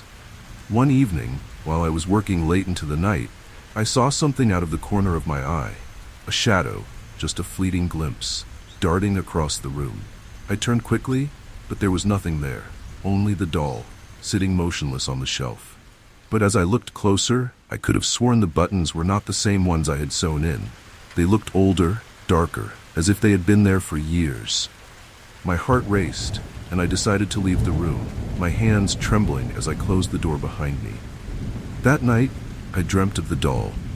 In the dream, I was back in the estate sale, but instead of finding the doll in a pile of fabrics, it was sewn into the clothing, almost as if it had become part of the fabric itself. I saw faces, faint, ghostly faces, woven into the stitching, their eyes staring at me with sorrow and anger. I woke up with a start, my heart pounding, and rushed to the sewing room. The doll was still there, but now it seemed heavier, as though something had been added to it during the night. Desperate for answers, I sought out the history of the tailor's shop where I had found the doll. I discovered that the shop had been owned by a seamstress who had lived through a great tragedy. During a time of political upheaval, many people in the area had lost their lives, and the seamstress had sewn the clothing of the deceased. Rumors swirled that she had used pieces of their garments to craft dolls, believing that the souls of the dead could be stitched into the fabric, preserving their spirits. The doll I had found was one of those creations, a vessel for the souls of those lost to tragedy. The whispers grew louder over the following nights, as if the souls trapped within the doll were trying to communicate with me. I felt their presence everywhere, in the rustling of fabric, in the shadows that flickered across the walls, in the heavy silence that filled the house. It became unbearable. I knew that the doll was not just an object. It was a prison holding the spirits of those long gone. And now, they wanted to be freed.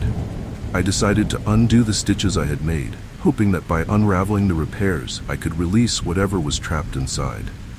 As I carefully unthreaded the seams, the whispers grew louder, filling the room with their mournful cries. My hands shook as I pulled the final stitch free, and for a moment, everything went still. The air around me felt lighter, as though a weight had been lifted. I set the doll down, its tattered body limp and lifeless, and breathed a sigh of relief. But the peace was short-lived. That night, I woke to the sound of soft, ghostly voices echoing through the house. When I entered the sewing room, the doll was gone. In its place was a pile of thread and fabric, as though it had unraveled itself. The whispers continued, louder now, filling every corner of the house. I realized, too late, that by undoing the stitches, I hadn't freed the souls. I had set them loose. The doll never reappeared, but the voices remain. I hear them every night, moving through the walls, calling out in sorrow and anger. They are part of the house now, woven into the very fabric of my life. I fear that no matter what I do, I will never escape the spirits I have unleashed. The doll may be gone, but its curse lingers, stitched into every shadow, every whisper of the wind.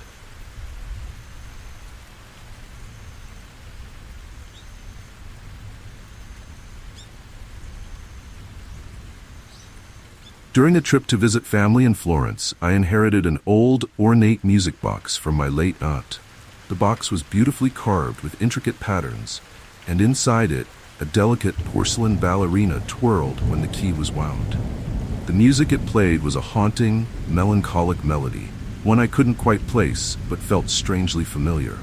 My aunt had always been fond of antiques, and I cherished the music box as a final memento of her. Little did I know it carried something far darker than sentimental value. The first night I had the music box, I placed it on my bedside table. Before going to bed, I wound the key and watched the ballerina spin gracefully to the tune. The way it moved was mesmerizing, almost too lifelike. The melody echoed softly through the room, creating an eerie yet beautiful atmosphere. But as I drifted off to sleep, I thought I heard the music box playing on its own. I told myself it was just in my head, but there was an uneasy feeling I couldn't shake.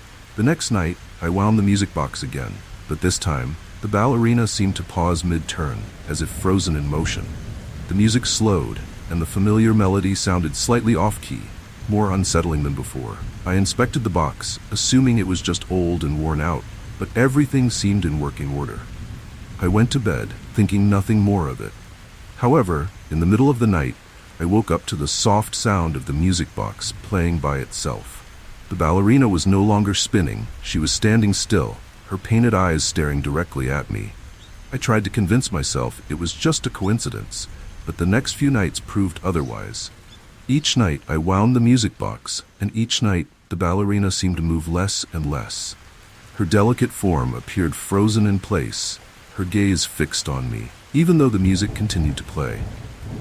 I began to dread the sound of the melody. Its once beautiful tune now felt sinister, as though it were mocking me. The air around the music box seemed colder, heavier, and I couldn't help but feel that something was terribly wrong. One night I decided not to wind the music box at all. I thought that if I left it alone, the strange occurrences would stop. But around midnight, I was jolted awake by the haunting melody, playing on its own once again. The music was slow and distorted, the notes dragging unnervingly. My heart pounded as I turned toward the music box. The ballerina wasn't spinning, she was standing, but this time she had moved to the very edge of the box, her porcelain arms reaching out, as if trying to escape. Terrified, I slammed the lid shut and shoved the music box into a drawer, hoping that would be the end of it. But that night, I had a vivid, horrifying dream. In it, the ballerina wasn't a doll. She was alive, trapped inside the box, her face twisted in agony as she danced endlessly to the haunting tune. She whispered to me, begging to be freed, her voice filled with desperation. When I woke up, I was drenched in sweat, and the music box was sitting on my bedside table, the lid slightly open, the ballerina still standing at the edge. Desperate for answers, I began researching the history of the music box. I discovered that it had been crafted by a master artisan in the 19th century who had fallen in love with a ballerina. Tragically, she had died in a fire before she could perform her final show. Heartbroken, the artisan had created the music box in her memory, but there were rumors that he had used dark magic, binding her spirit to the porcelain figure inside. It was said that the ballerina was cursed to dance for eternity, her soul trapped within the music box, seeking freedom. I tried to get rid of the music box. I left it outside, threw it in the trash, even attempted to destroy it with a hammer, but each time it would reappear on my bedside table, the ballerina still standing, her eyes locked on mine. The dreams grew worse, more vivid. The ballerina would scream in my dreams, her voice filled with pain and anger, pleading for release. Each time I woke, the music box would be open, the melody playing softly, and the ballerina one step closer to the edge. The final straw came one night when I woke up to the sound of the music box playing at full volume, the melody no longer soft but shrill and distorted. The ballerina was no longer inside the box. She was standing on the table, inches away from the edge, her tiny porcelain feet poised to leap. The air in the room was suffocating, filled with the overwhelming sense of her presence. I knew then that the spirit trapped inside wasn't just a figment of my imagination. She was real, and she was trying to escape. In a last-ditch effort, I contacted a local spiritualist who specialized in dealing with cursed objects. She told me that the ballerina's spirit was too deeply bound to the music box, and the only way to free her was to return the box to the place where she had died. I didn't want to go, but I knew I had no choice. I traveled to the old theater where the ballerina had once danced, now a charred ruin. With trembling hands, I placed the music box among the ashes of the stage. As I walked away, I heard the music box play one final note before falling silent. Since then, the dreams have stopped, and the ballerina no longer haunts me. The music box is gone, lost among the ruins of the past. But sometimes when I'm alone, I think I can still hear the faint melody drifting through the air, as though the ballerina's final dance is not quite over.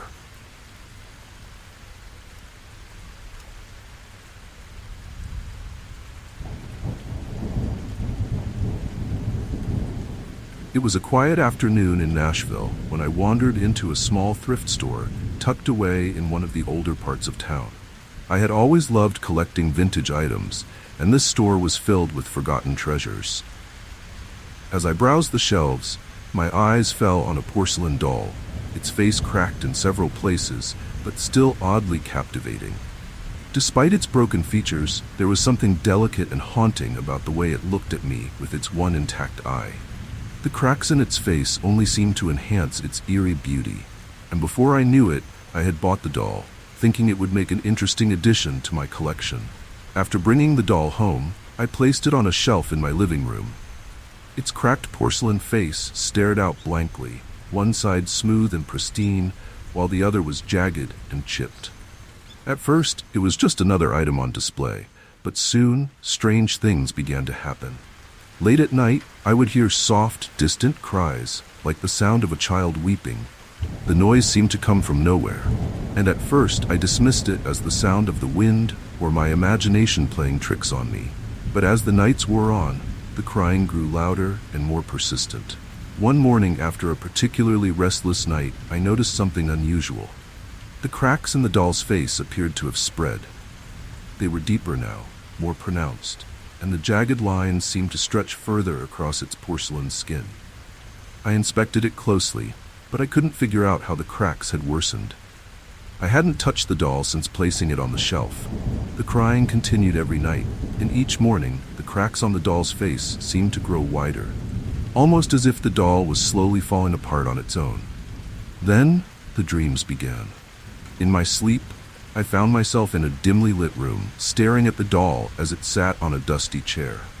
In the dream, the cracks in its face were fresh, and through the cracks, I could see something dark and shadowy moving inside. The doll's one good eye would follow me as I moved, and it whispered my name in a faint, trembling voice. I would wake up covered in sweat, my heart racing, the sound of the doll's voice still echoing in my mind. Each time I looked at the doll after these dreams, the cracks seemed even more pronounced. As the days passed, the sense of unease in my home grew. The crying became more frequent, no longer just at night, but during the day as well. The sound seemed to come from the doll itself, though it remained motionless on the shelf. The cracks on its face now extended down its neck and across its tiny body, and the once smooth surface was now covered in jagged lines. It was as though the doll was slowly crumbling, piece by piece, but something told me it wasn't just a physical change, it was something far more sinister. I decided to do some research on the doll, hoping to find out where it had come from. After digging through old records and asking around at local antique shops, I discovered that the doll had once belonged to a young girl who had died in a tragic accident. She had fallen from a great height, and her face had been shattered in the fall, much like the cracks in the doll's porcelain features. It was said that her spirit had become trapped in the doll, her soul fractured just like its broken face. The more I learned, the more terrified I became.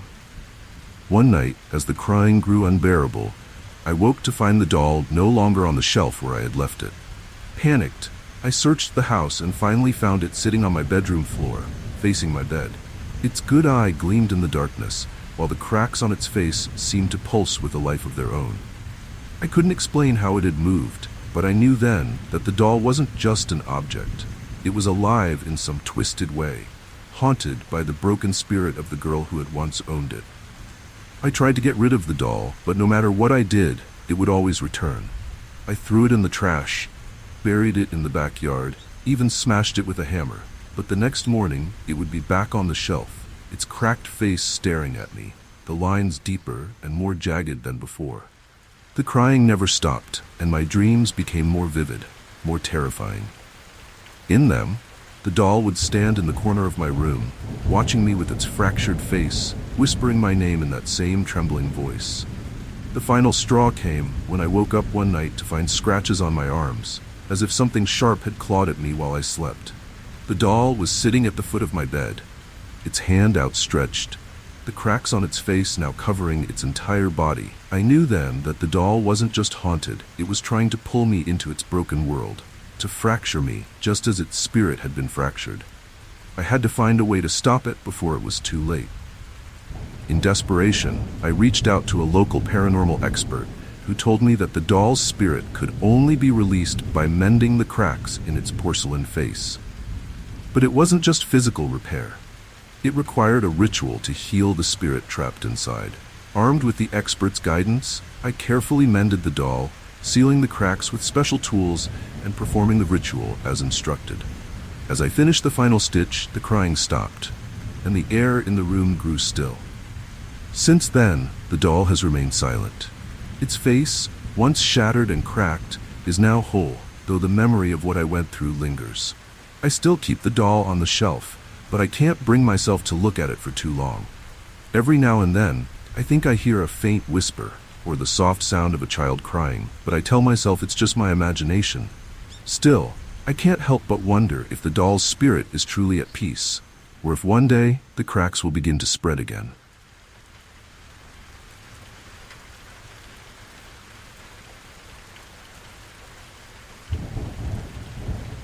It was at a dusty estate sale in Portland where my partner and I found the doll. Nestled among a collection of antiques, it caught our eye because of its oddly serene expression. The doll was old, made of fabric with button eyes, but what made it unique was the way the estate sale host spoke about it. "It grants wishes," she said with a knowing smile. We laughed it off, thinking it was just a clever sales pitch, but something about the doll intrigued us. My partner joked that maybe it would bring us luck, so we bought it on a whim and brought it home, thinking nothing of the seller's strange claim. At first, it seemed harmless. We placed the doll on a shelf in our living room, where it sat quietly, watching over us with its button eyes. One evening, almost jokingly, my partner made a small wish while holding the doll, asking for something simple, a sunny day for our planned outing the next weekend.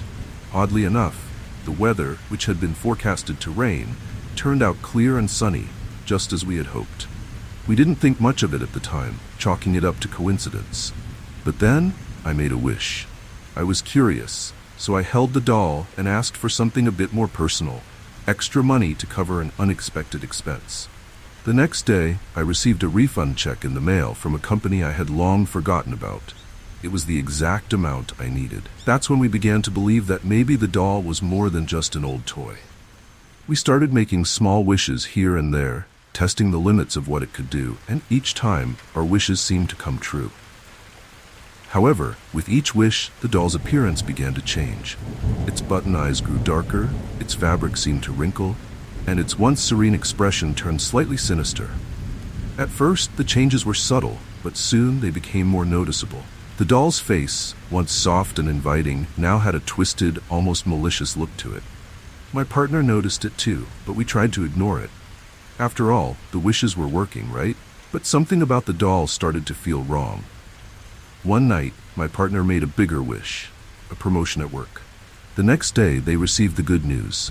But as we celebrated, I couldn't shake the feeling that something was off. The doll, sitting on the shelf, seemed to be watching us with an intensity I hadn't noticed before.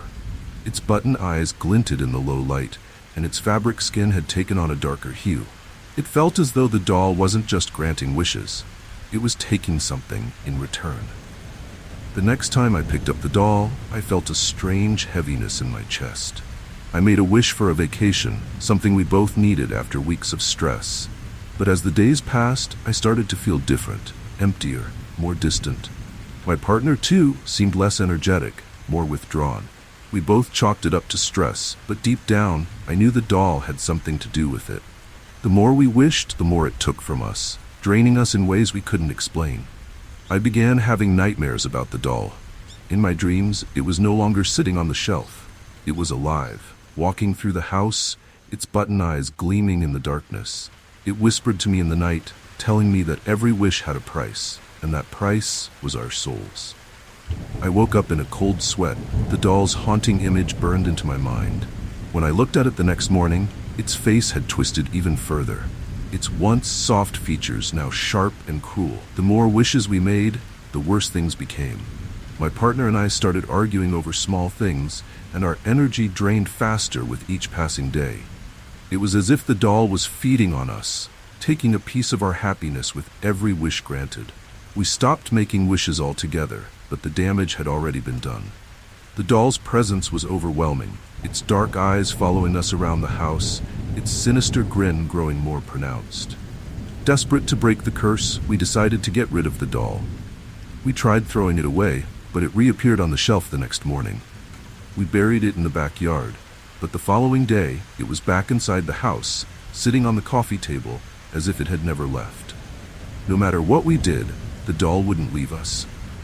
Its power over us grew stronger, and the once harmless game of making wishes had turned into a nightmare we couldn't escape. I finally reached out to a local expert on cursed objects, hoping for answers. She told us that the doll was a wishing doll from old folklore, created to grant desires, but always with a price. Every wish we made took a piece of our souls, feeding the dark entity attached to the doll. The more we wished, the more power it gained, and now it was too late to simply get rid of it. The only way to stop it was to burn the doll in a ritual that would sever its connection to us. That night, we performed the ritual as instructed, setting the doll ablaze in a carefully prepared circle of salt and herbs. As the flames engulfed it, we heard faint whispers, almost like a sigh of relief, as though the entity inside the doll was finally being released. The air grew thick with smoke, and for a brief moment, I felt an overwhelming sense of dread, as if something dark was watching us from the shadows. But as the doll turned to ash, the oppressive feeling lifted. Since then, the house has felt lighter, and the nightmares have stopped. We've stopped making wishes, content with the peace that has returned. But sometimes I close my eyes, I still hear the faint echo of the doll's voice, reminding me that nothing comes without a cost. We were lucky to escape with our souls, but I can't help but wonder how many others have fallen victim to the wishing doll's curse.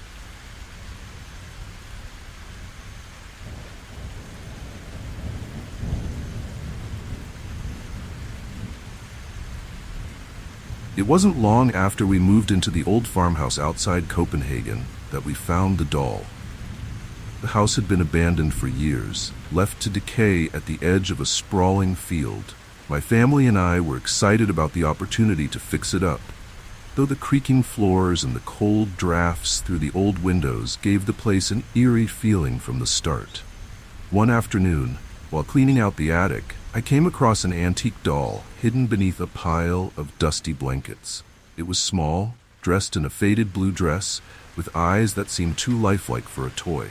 My daughter was immediately drawn to it, and I let her keep it, thinking it was just an old doll left behind by the previous owners. From the moment the doll entered the house, strange things began to happen. It started small, doors creaking open by themselves, the sound of soft footsteps in the hallway late at night, and cold gusts of wind sweeping through the rooms, even when the windows were shut. At first, we dismissed it as the quirks of an old house, but the more time we spent there, the more unsettling it became. My daughter claimed the doll moved on its own, but we brushed it off as her imagination running wild. Then, one night, I woke to the sound of faint whispering. At first, I thought it was the wind, but as I listened more closely, I realized the whispers were coming from my daughter's room. I rushed in, half expecting to find her talking in her sleep, but instead I found her sitting up in bed, clutching the doll tightly, her eyes wide with fear. "The doll is talking to me," she whispered. "It says it doesn't like being here." A chill ran down my spine, but I tried to comfort her, telling her it was just a bad dream. The next morning, things got worse. My daughter refused to go near the doll, saying it had been moving around the room during the night. I didn't want to believe her, but when I walked into her room, the doll wasn't where we had left it.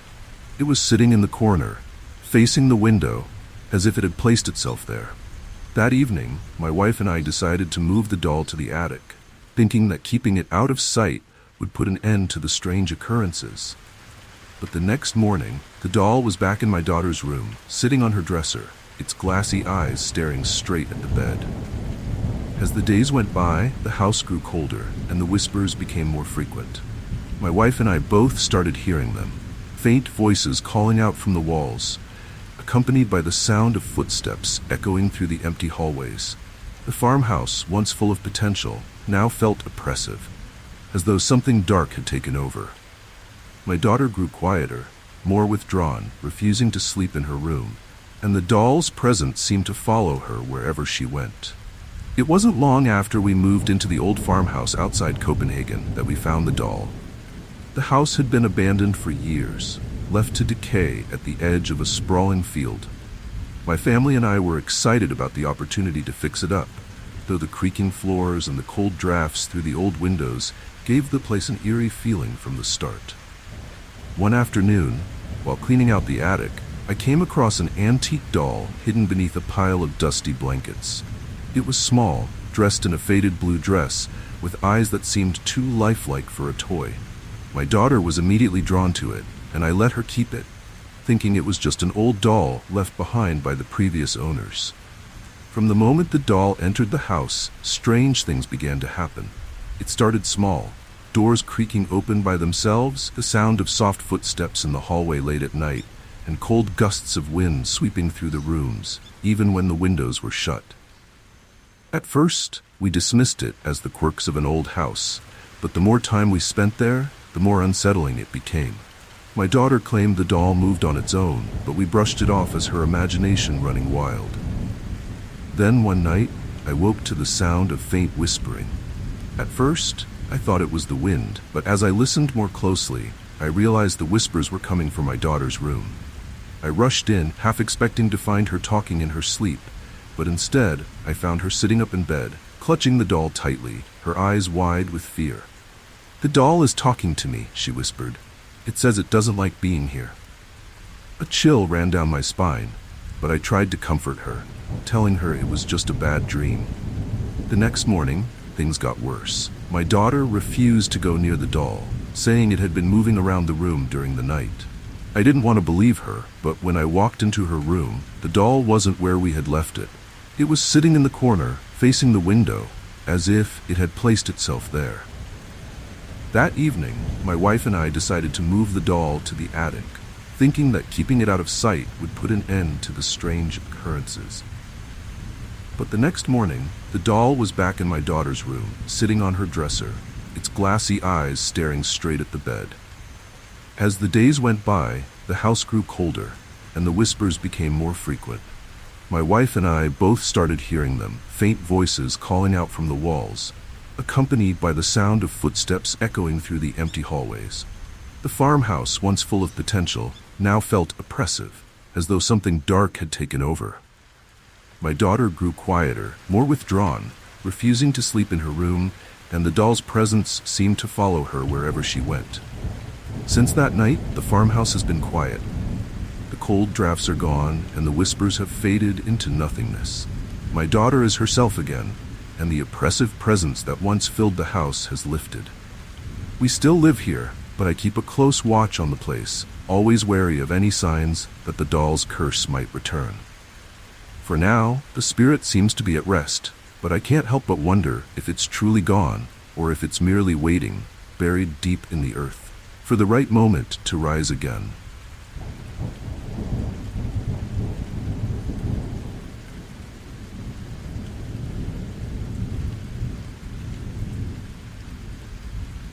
It wasn't long after we moved into the old farmhouse outside Copenhagen that we found the doll.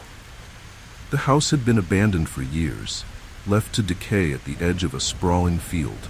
My family and I were excited about the opportunity to fix it up, though the creaking floors and the cold drafts through the old windows gave the place an eerie feeling from the start. One afternoon, while cleaning out the attic, I came across an antique doll hidden beneath a pile of dusty blankets. It was small, dressed in a faded blue dress, with eyes that seemed too lifelike for a toy. My daughter was immediately drawn to it, and I let her keep it, thinking it was just an old doll left behind by the previous owners. From the moment the doll entered the house, strange things began to happen. It started small, doors creaking open by themselves, the sound of soft footsteps in the hallway late at night, and cold gusts of wind sweeping through the rooms even when the windows were shut. At first, we dismissed it as the quirks of an old house, but the more time we spent there, the more unsettling it became. My daughter claimed the doll moved on its own, but we brushed it off as her imagination running wild. Then one night, I woke to the sound of faint whispering. At first, I thought it was the wind, but as I listened more closely, I realized the whispers were coming from my daughter's room. I rushed in, half expecting to find her talking in her sleep, but instead, I found her sitting up in bed, clutching the doll tightly, her eyes wide with fear. "The doll is talking to me," she whispered. "It says it doesn't like being here." A chill ran down my spine, but I tried to comfort her, telling her it was just a bad dream. The next morning, things got worse. My daughter refused to go near the doll, saying it had been moving around the room during the night. I didn't want to believe her, but when I walked into her room, the doll wasn't where we had left it. It was sitting in the corner, facing the window, as if it had placed itself there. That evening, my wife and I decided to move the doll to the attic, thinking that keeping it out of sight would put an end to the strange occurrences. But the next morning, the doll was back in my daughter's room, sitting on her dresser, its glassy eyes staring straight at the bed. As the days went by, the house grew colder, and the whispers became more frequent. My wife and I both started hearing them, faint voices calling out from the walls, accompanied by the sound of footsteps echoing through the empty hallways. The farmhouse, once full of potential, now felt oppressive, as though something dark had taken over. My daughter grew quieter, more withdrawn, refusing to sleep in her room, and the doll's presence seemed to follow her wherever she went. Desperate to find answers, I started researching the history of the farmhouse. I discovered that the house had once belonged to a family who used to perform strange rituals to protect their crops. The doll had been part of these rituals, used as a guardian to ward off evil spirits that were believed to threaten the harvest. But after a tragic accident where the family's youngest daughter had died under mysterious circumstances, the doll had been left behind, forgotten in the attic. According to local legend, the spirit of the child had become trapped inside the doll, turning it into something far more malevolent. Realizing that the doll was the source of our troubles, we tried to remove it from the house once more. This time, I took it outside and buried it deep in the field behind the farmhouse, hoping to break whatever curse had been placed on it. For a few days, the house seemed quieter. The whispers stopped, and the cold drafts no longer chilled us to the bone. But then one morning, I found the doll sitting on our doorstep, covered in dirt, as though it had crawled its way back from the grave. I knew then that the doll wasn't just a haunted object. It was tied to the land itself. The spirit inside it had been bound to the farmhouse for generations, and no matter what we did, it wouldn't leave. The footsteps returned, louder and more insistent, and the whispers grew into angry voices, demanding to be heard. My daughter's behavior became more erratic, as if the doll's influence was seeping into her mind, controlling her thoughts and actions. In a final act of desperation, I contacted a local historian who specialized in folklore and old rituals. He explained that the only way to truly rid the farmhouse of the doll's curse was to perform a cleansing ritual, one that would sever the spirit's connection to the house. It would be dangerous, he warned, and there was no guarantee it would work, but we had no other choice. Together, we gathered the materials and prepared for the ritual, knowing that this was our last hope. On the night of the ritual, the farmhouse was eerily quiet, the air thick with tension. We stood in the field, surrounding the spot where I had buried the doll, chanting the incantations the historian had given us. As the ritual progressed, the ground beneath us began to tremble, and the wind howled through the trees. For a moment, it felt as though the farmhouse itself was alive, angry at our attempt to break its hold. But then, just as suddenly as it had begun, the trembling stopped, and the air grew still. The doll lay motionless in the dirt, its once lifelike eyes now dull and lifeless.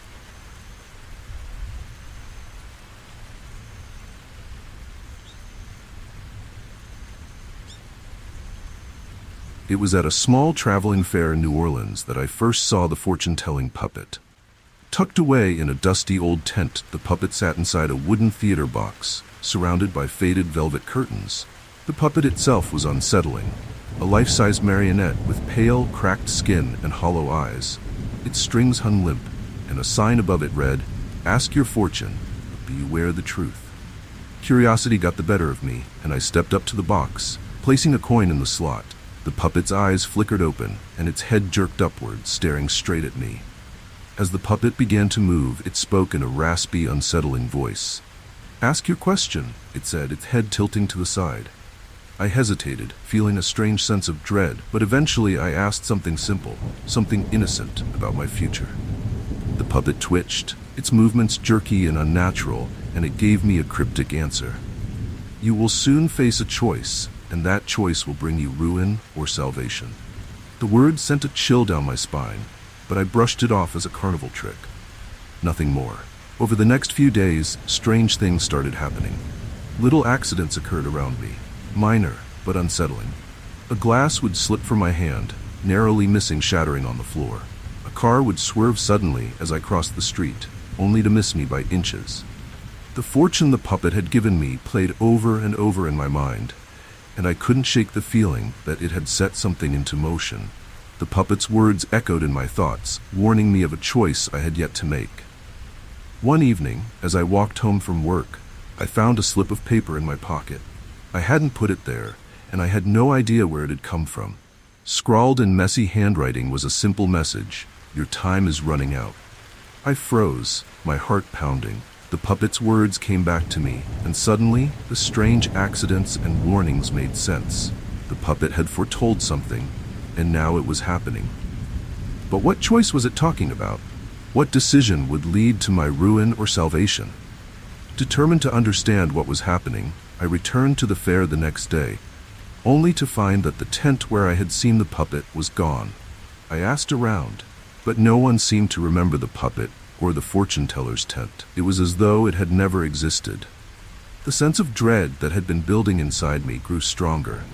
I couldn't escape the feeling that something terrible was closing in on me, that the puppet's fortune was about to come true, whether I liked it or not. That night, I had a vivid dream. In it, the puppet was standing in the middle of my living room, its wooden joints creaking as it moved. "The choice is coming," it whispered, its voice low and menacing. "You cannot escape it." I woke up in a cold sweat, the puppet's voice still ringing in my ears. I knew then that whatever was coming, it was close. The dream felt like a warning, but I didn't know what to do with it. The next day, as I walked through the streets of New Orleans, I found myself in a quiet alleyway I had never been to before. At the end of the alley, a small wooden box sat on the ground, its lid slightly ajar. Inside was the same fortune-telling puppet from the fair. Its eyes closed, its strings neatly coiled. I couldn't understand how it had ended up here, but I felt compelled to approach it. As I reached down to touch the box, the puppet's eyes snapped open, and its head jerked toward me. "The choice is here," it rasped. Before I could react, I heard footsteps behind me. A man, dressed in dark clothing, approached and offered me a deal, one that promised wealth and power beyond my wildest dreams. But there was something about him that felt wrong, as though he were connected to the puppet, or perhaps controlled by it. I realized then that this was the choice the puppet had foretold. I could accept the man's offer, but I knew there would be a price, one far greater than I was willing to pay. I backed away from the man, refusing his offer, and as I did, the puppet slumped forward in its box, its eyes closing once more. The man disappeared into the shadows, leaving me standing alone in the alley. I knew I had made the right choice, but the sense of dread didn't leave me. The puppet's fortune had come true, but at what cost? What had I avoided, and what had I set in motion by refusing the offer? Since that day, I've never seen the puppet again. The fair moved on, and the tent where I had first encountered the fortune-telling puppet was never found. But sometimes late at night, I think I hear the faint sound of wooden joints creaking, and I can still feel the puppet's hollow eyes watching me from the shadows. I made my choice, but the puppet's presence lingers, as though it's waiting for another opportunity to predict my fate. In the end, I don't know if I truly escaped the puppet's curse, or if I simply delayed the inevitable. The fortune it gave me still haunts me, and I can't help but wonder what would have happened if I had made a different choice. Perhaps the puppet is still out there, waiting for its next victim, ready to spin its web of fate and trap someone else in its twisted game.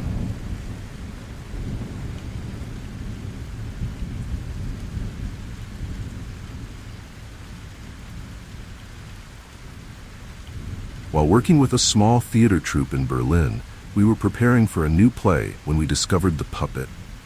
The storage room was cluttered with old props, costumes, and forgotten stage decorations. As we cleared things out, one of the actors found an old, ornate puppet in the corner, covered in dust and cobwebs. It was unlike any puppet I had ever seen, with an intricately carved wooden face and a lavish, intricately designed mask covering its features. The mask was a delicate piece of art, painted gold and silver, with swirling patterns and feathers. None of us had seen it before, and no one knew how long it had been there. Intrigued, we decided to use the puppet in our production. Its craftsmanship was extraordinary, and it seemed like the perfect addition to our show. We placed it on stage during rehearsals, and from the moment it appeared under the stage lights, something felt different. The air seemed heavier, and there was an odd tension among the cast.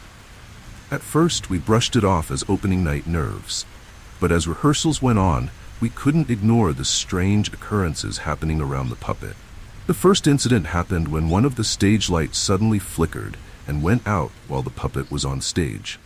Then, props started moving by themselves, shifting slightly when no one was near them. During one rehearsal, an actor fainted while delivering his lines, claiming he felt an overwhelming sense of dread just before collapsing. He said it felt like someone was watching him, even though the room was empty except for the puppet sitting on stage. We started joking that the puppet was cursed, but deep down, none of us were laughing. Things escalated when we tried to remove the puppet's mask. Curious to see the face beneath, one of the actors reached out to lift it off, but as soon as their hand touched the mask, they screamed in pain and recoiled. Their hand was blistered, as if they had touched something scalding hot, though the mask itself was cool to the touch. No one else dared try again, and the puppet remained masked, its hidden face adding to the eerie atmosphere that now hung over every rehearsal. Soon, we began hearing whispers backstage, faint, unintelligible murmurs that seemed to come from nowhere. At first, we thought it was the wind, or maybe a trick of the acoustics, but the whispers grew louder each night. They became impossible to ignore, and the sound seemed to come from the direction of the puppet. The actors grew restless, and some refused to perform with the puppet on stage, saying it made them feel like they were being watched. Others said they saw shadows moving behind the puppet, even though no one was there. One night, after a particularly unsettling rehearsal, I stayed behind to clean up. As I packed away the props, I noticed the puppet standing in the center of the stage, its masked face staring straight ahead. Something about its stillness unnerved me, and I felt an overwhelming urge to take a closer look. I approached it cautiously, half expecting something to happen, but the puppet didn't move. However, as I stood before it, I felt a cold draft sweep through the theater, and the mask seemed to shift slightly, as though it were about to fall off on its own. I backed away, my heart racing, but when I turned to leave, I caught a glimpse of something in the reflection of the stage mirror, a shadowy figure standing behind me. I spun around, but there was nothing there, only the puppet in its same position. The theater suddenly felt claustrophobic, the air thick with something I couldn't explain. I hurried out of the building, but I couldn't shake the feeling that I wasn't alone. The next day, I did some research on the theater's history. I discovered that the puppet had belonged to a master puppeteer who had vanished under mysterious circumstances decades ago. He was known for his lifelike puppets, each one crafted with exquisite detail, but rumors circulated that he used dark rituals to bring his creations to life. His final performance ended in tragedy when the theater caught fire, killing several audience members. The puppeteer's body was never found, and it was believed that his spirit had been bound to one of his puppets, the one with the mask.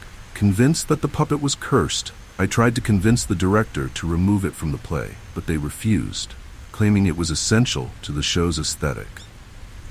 Desperation took over, and one night, after everyone had left, I decided to confront the puppet myself. I approached it cautiously, staring into its masked face, trying to understand what power it held. Summoning all my courage, I reached out to remove the mask, determined to uncover the truth. The moment my fingers touched the mask, a cold chill ran down my spine. The mask felt impossibly heavy, as though something was pressing down on it from the other side. As I lifted it, I saw a glimpse of what lay beneath, a face, twisted and contorted, its eyes hollow and filled with malice. I gasped and dropped the mask, stumbling back in horror. The puppet's head tilted toward me, and for the first time, I saw its wooden mouth move, as if it were trying to speak. Terrified, I fled the theater, leaving the puppet and its cursed mask behind. The next day, the puppet was gone. No one in the troupe knew what had happened to it, and the director claimed it had been stolen. But I knew the truth. The puppet had been waiting for someone to uncover its secret, and now that its mask had been lifted, it no longer needed to stay hidden. I don't know where it is now, but I fear it's out there, searching for its next performance.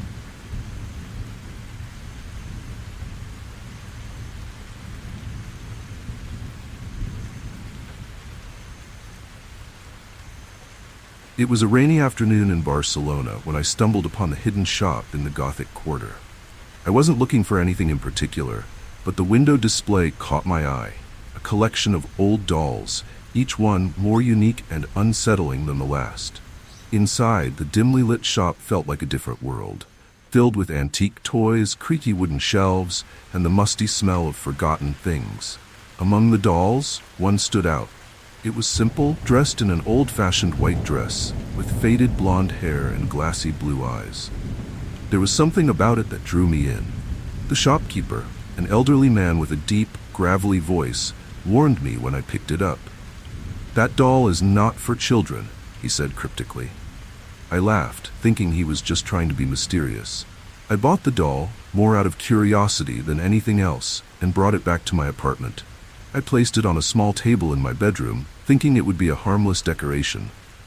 At first, nothing seemed out of the ordinary. The doll sat still, its glassy eyes staring blankly into the room. But after the first night, I noticed something strange. When I woke up the next morning, the doll was no longer in the position I had left it. Its head had turned slightly, just enough to make me uneasy. I convinced myself I must have bumped the table or misremembered how I'd placed it. A few nights later, I woke up in the middle of the night to a soft, almost imperceptible sound. It was like the faint creaking of floorboards, but I was alone in the apartment. I listened closely, my heart pounding, and realized the sound was coming from near the bed. I turned on the light and looked toward the doll. It was still sitting on the table, but its position had shifted again. This time, Its head was turned more noticeably, and one of its arms had fallen to its side. I told myself it was nothing, just my tired mind playing tricks, but the unease lingered. Over the next few days, I couldn't shake the feeling that something was wrong. I started paying more attention to the doll, watching it closely before going to bed. But every morning, it was in a different position, sometimes sitting up straighter, sometimes leaning slightly forward, as if it had moved while I was sleeping. The strangest part was that it always seemed to be facing me, no matter where I placed it in the room. It was as though the doll was watching me, silently observing. One night, after weeks of restless sleep, I woke again to the sound of creaking floorboards. This time, it was louder, more deliberate, like someone walking across the room. I stayed perfectly still, listening in the dark. The sound stopped, and I turned on the light, heart racing. The doll had moved again, but now it was no longer on the table. It was on the floor, sitting upright with its legs stretched out, facing the bed. I froze, staring at it, unable to comprehend what was happening. I moved the doll to a closet, thinking that putting it away would stop whatever strange events were happening. But the next morning, the closet door was ajar, and the doll was sitting on the table again, in the exact same position it had been before. I felt a growing sense of dread. I tried everything, locking it in a drawer, placing it in the kitchen, even hiding it in the bathroom. But no matter where I put it, the doll always found its way back to my bedroom, its glassy blue eyes watching me. The situation became unbearable. Every night, I woke to the same sound of footsteps, and every morning, the doll had moved closer to the bed. It wasn't just small shifts anymore. The doll was actively repositioning itself, as though it were alive. I started having nightmares of the doll walking around the apartment while I slept, its tiny feet padding softly on the hardwood floor, its glassy eyes staring at me as I slept. Desperate, I went back to the shop where I had bought the doll. The shopkeeper's expression darkened when I told him what had been happening. "I warned you," he said. "That doll was never meant to be sold. It belonged to a girl who died tragically many years ago, and her spirit is tied to it. The doll doesn't sleep. It's always watching, always waiting." He told me the only way to stop it was to return the doll to its original resting place, a forgotten cemetery on the outskirts of the city where the girl had been buried. With no other options, I followed his instructions. I took the doll to the cemetery he had mentioned, a small, overgrown graveyard hidden behind an old church. The air was heavy with silence as I placed the doll on an unmarked grave, the only one that fit the vague description the shopkeeper had given me. As I set it down, the wind picked up, and for a brief moment, I thought I heard a faint sigh, like the release of something that had been trapped for far too long. Since then, I haven't seen or heard from the doll again. The nights are quiet, and the strange sounds have stopped. But sometimes, when I walk through the Gothic quarter, I feel the hairs on the back of my neck stand up, as if I'm being watched. I haven't gone back to the shop, and I don't plan to. The memory of those creaking footsteps and the doll's lifeless eyes is more than enough to keep me away.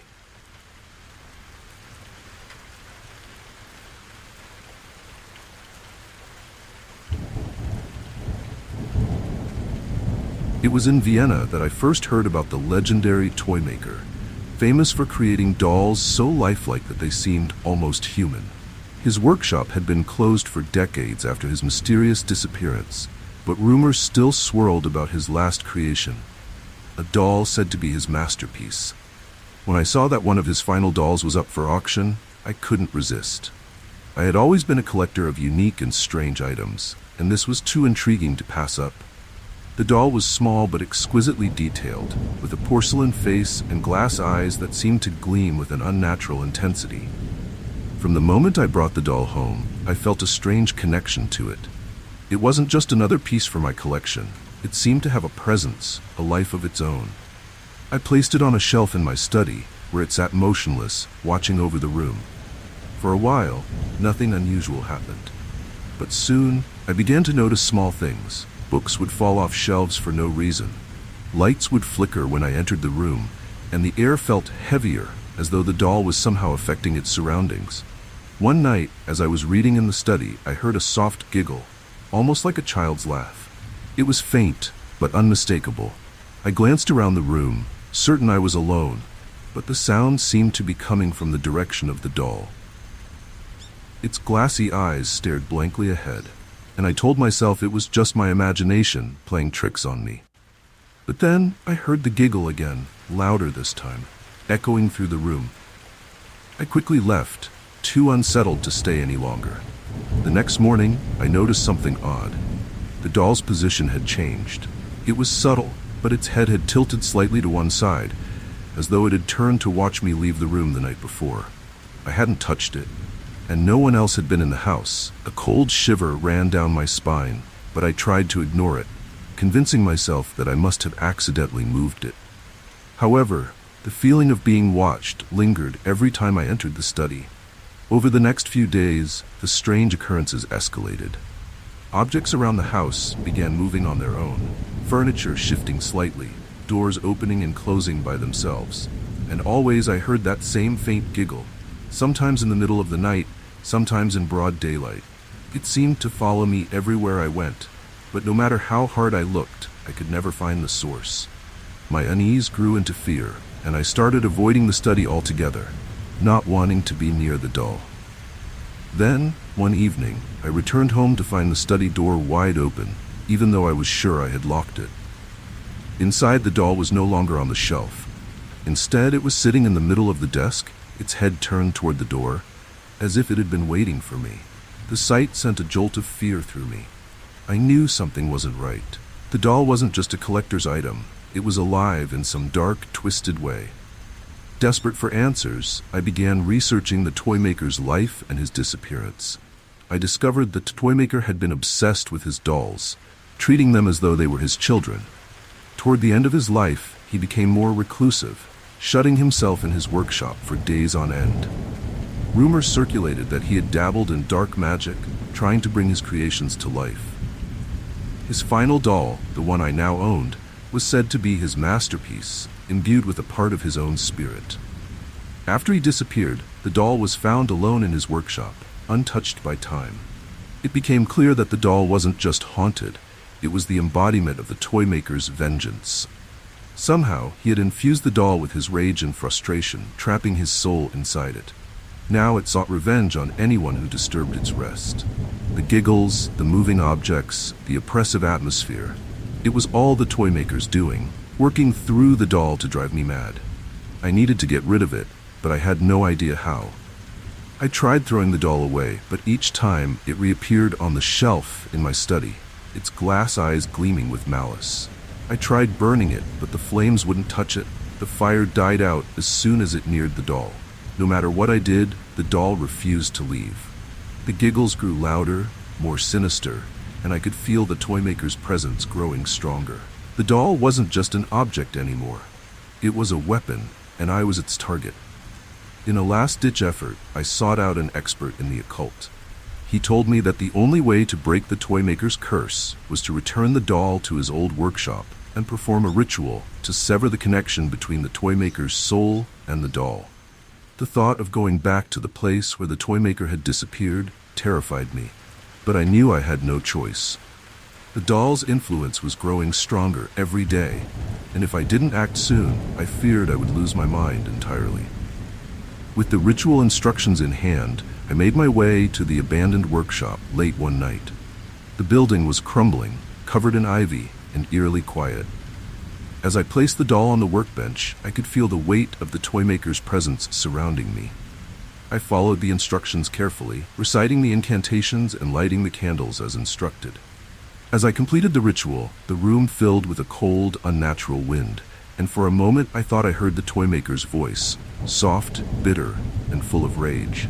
Suddenly the wind stopped, and the doll fell limp on the bench, its once gleaming eyes now dull and lifeless. The oppressive atmosphere lifted, and I knew the curse had been broken. I left the workshop, feeling a strange mix of relief and sadness. The doll was no longer a threat, but the toymaker's presence lingered in my mind.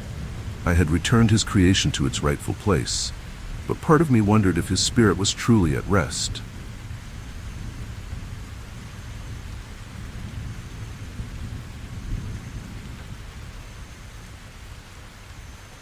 It was during the first week after moving into our new house in Philadelphia that I found the doll. The house was an old Victorian, full of history, and as we began unpacking, I explored the basement, curious to see what the previous owners might have left behind. Among the dusty boxes and cobweb-covered shelves, I found it. A strange doll sitting in the corner, half hidden behind an old trunk. The doll was heavier than I expected, made of some kind of thick ceramic, and its large, unblinking eyes seemed far too big for its head. Something about it felt off, but I brought it upstairs anyway, figuring it was just another antique left behind. I set the doll on a shelf in the living room, not thinking much of it. That night, as I lay in bed, I heard a series of soft knocks, almost like tapping, coming from somewhere in the house. At first, I thought it might be the old pipes, or maybe the house settling. It was an old home, after all. But as the night wore on, the tapping became more rhythmic, almost deliberate, like someone knocking on the walls. I got up and checked, but found nothing out of place. Over the next few nights, the knocking continued, always around the same time. It would start faint, coming from one side of the house, then gradually move, as if someone was walking through the walls. I told myself it was nothing, just the quirks of living in an old house, but the noises kept me on edge. During the day, I started feeling uneasy in the living room where the doll sat. Its eyes seemed to follow me, staring straight ahead with an intensity that made me uncomfortable. I noticed that no matter where I stood, it always seemed to be looking at me. A week later, I woke in the middle of the night to the sound of knocking, louder than before. This time, it wasn't coming from the walls. It was right outside my bedroom door. I jumped out of bed and rushed to the hallway, but there was no one there. My heart was pounding as I checked each room, but the house was empty, just as I had left it. When I passed the living room, I saw the doll sitting on the shelf, its eyes fixed on me, unblinking. The next morning, I moved the doll to a box in the basement, thinking that would put an end to the strange occurrences. But that night, the knocking returned, louder and more insistent than ever. I lay in bed, staring at the ceiling, feeling the vibrations of the knocks through the walls. It was as though the house itself was trying to tell me something, and I couldn't ignore it any longer. I went downstairs to check, and to my horror, the doll was back on the shelf, its eyes gleaming in the dim light. That night, I performed the ritual, trembling as I pried the glass eyes from the doll's face. As I did, the knocking in the walls grew deafening, shaking the entire house. I could feel the presence of something dark and angry, but I pushed forward, finishing the ritual as quickly as I could. The moment I finished, the air in the house grew still. The knocking stopped, and the oppressive atmosphere lifted. I buried the doll in the backyard, hoping I had finally broken the curse. Since then, the house has been quiet. The knocking has ceased, and the doll hasn't returned. But sometimes, late at night, I wake to the faintest sound of tapping, almost like a distant echo, as if the spirits are still searching for a way in. I keep the doll's glass eyes locked away, never daring to look at them, for fear that one day they might start watching again.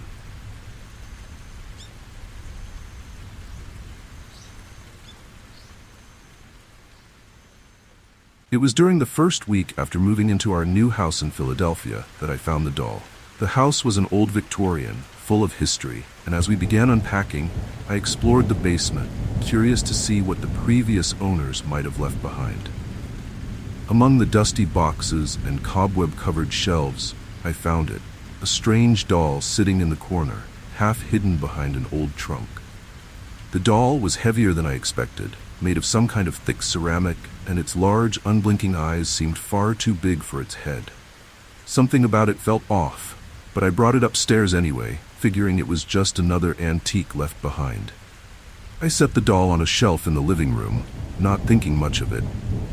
That night, as I lay in bed, I heard a series of soft knocks, almost like tapping, coming from somewhere in the house.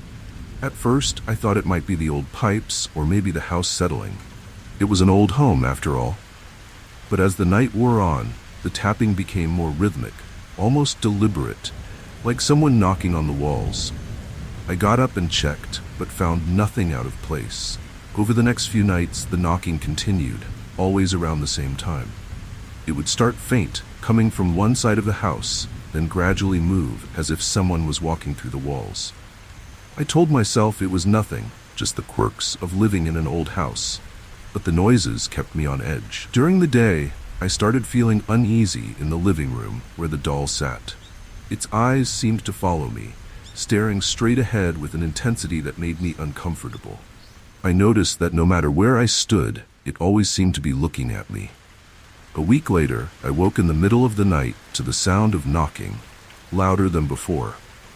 This time, it wasn't coming from the walls. It was right outside my bedroom door.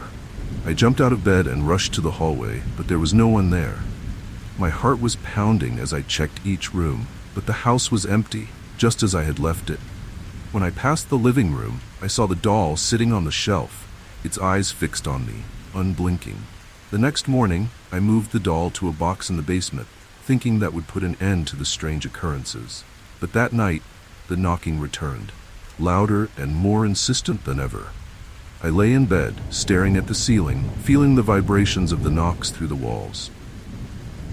It was as though the house itself was trying to tell me something, and I couldn't ignore it any longer. I went downstairs to check, and to my horror, the doll was back on the shelf, its eyes gleaming in the dim light. From that point on, the knocking never stopped. It happened during the day too, always following me from room to room. Objects started moving on their own.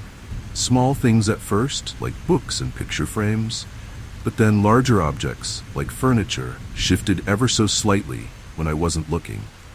The doll's presence became unbearable. It felt like it could see through the walls, as if nothing in the house was hidden from its sight. I tried locking it in the basement again, but every time I did, it would reappear somewhere else, always watching. Desperate for answers, I researched the history of the house and found something chilling. The previous owners had experienced similar disturbances, knocking on the walls, objects moving, and unexplained phenomena that always centered around a doll they had found in the basement. They had tried to sell the house several times, but each buyer backed out after experiencing the same eerie events. The house had a reputation, though it was kept quiet by the neighbors, who didn't want to scare people away. The more I read, the more I realized that the doll wasn't just a forgotten toy. It was something far darker. The stories I found mentioned that the doll had the ability to see through walls, and wherever it was placed, it brought the past to life. The previous owners had discovered that the doll's eyes were made from glass, harvested from the windows of a house that had burned down, and the spirits of those who died in the fire were said to inhabit the doll, using its eyes to search for a way out. I knew I had to get rid of it, but every time I tried, the doll returned. I threw it in the trash, left it at a thrift store, and even buried it in the backyard, but it always found its way back. The knocking in the walls grew louder, almost like a heartbeat, constant and unnerving. One night, the walls themselves seemed to breathe, expanding and contracting as the knocks echoed through the house. I couldn't sleep. I couldn't think. The doll was consuming my life. In a last-ditch effort, I contacted a paranormal investigator, hoping they could help me understand what was happening. They confirmed what I had suspected. The doll was acting as a conduit for the spirits trapped in the house, and until I found a way to sever their connection, the disturbances would continue. The investigator suggested performing a cleansing ritual and removing the doll's eyes, the source of its power. But they warned me that once the connection was broken, the spirits would likely seek revenge.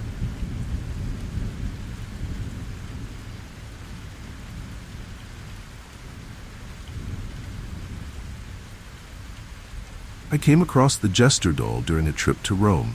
My partner and I were exploring an old villa that had been turned into an antique shop. The place was filled with oddities from different centuries, furniture, paintings, and ancient trinkets from forgotten times. In a dusty corner of the shop, I found an old jester doll. It had a painted smile, colorful clothes, and tiny bells on its hat that jingled softly when touched. Something about it caught my attention, though I couldn't say what. Without thinking much of it, I bought the doll, imagining it would make a quirky addition to our home. Back in our apartment, I placed the jester doll on a shelf in the living room. It looked harmless enough with its wide, painted grin and bright costume. For a few days, everything seemed normal. But then, small things started happening. Subtle, barely noticeable at first. I would hear the faint sound of bells jingling at odd times, even though no one had touched the doll. The air in the room felt heavy, and I began to feel an odd sense of unease every time I passed by the doll. One evening, while we were watching TV, I heard the bells jingle again. This time, the sound was louder, more distinct. My partner didn't seem to notice, but I couldn't shake the feeling that the sound was deliberate, as though the doll was trying to get my attention. I glanced over at the shelf, and for a moment, I could have sworn the jester's smile had shifted slightly. Its painted eyes seemed to follow me, and I felt a chill crawl up my spine. That night, I woke up to the sound of the bells jingling again. The sound was coming from the living room, but it was faint, almost like someone moving through the house. I got up and cautiously made my way to the living room, expecting to find the doll on the shelf. Instead, I found it sitting in the middle of the coffee table, its head tilted toward the hallway as if it had been watching me. I was certain I hadn't moved it, but my partner dismissed it, saying I must have forgotten where I placed it. Over the next few days, the bells continued to jingle at random times, always when I least expected it. I began to dread walking through the living room, feeling as though the doll's smile was mocking me, as though it knew something I didn't. Then one evening, I noticed something terrifying. The jester's eyes had rolled slightly upward, no longer looking straight ahead, but now staring at the ceiling. The painted smile, once cheerful, seemed twisted, almost sinister. I tried to move the doll to another room, hoping that would stop whatever was happening. But the next morning, it was back on the living room shelf. Its eyes rolled back down, staring directly at me. The bells jingled softly as I picked it up, and I felt a sudden wave of nausea. Something about the doll was deeply wrong. I decided to return to the antique shop to ask the owner about its origins. But when I arrived, the shop was closed, and no one in the area seemed to know anything about it. That night, the jester's curse revealed itself. I woke up to the sound of the bells again, louder than ever before. This time, the air was cold, and I could feel a presence in the room. I turned on the light and saw the jester doll standing upright on the dresser, its head slowly turning toward me. The painted smile had widened, stretching unnaturally across its face. I froze, unable to move, as the bells jingled softly, as if the jester was laughing at me. Desperate, I tried to get rid of the doll. I threw it in the trash, but the next morning it was back on the shelf, its grin even more menacing. I tried burning it, but the flames wouldn't touch it. The doll remained unharmed, its eyes gleaming with malice. Each night, the sound of the bells grew louder, echoing through the house, and each time I found the doll, its expression had changed, becoming more grotesque, more threatening.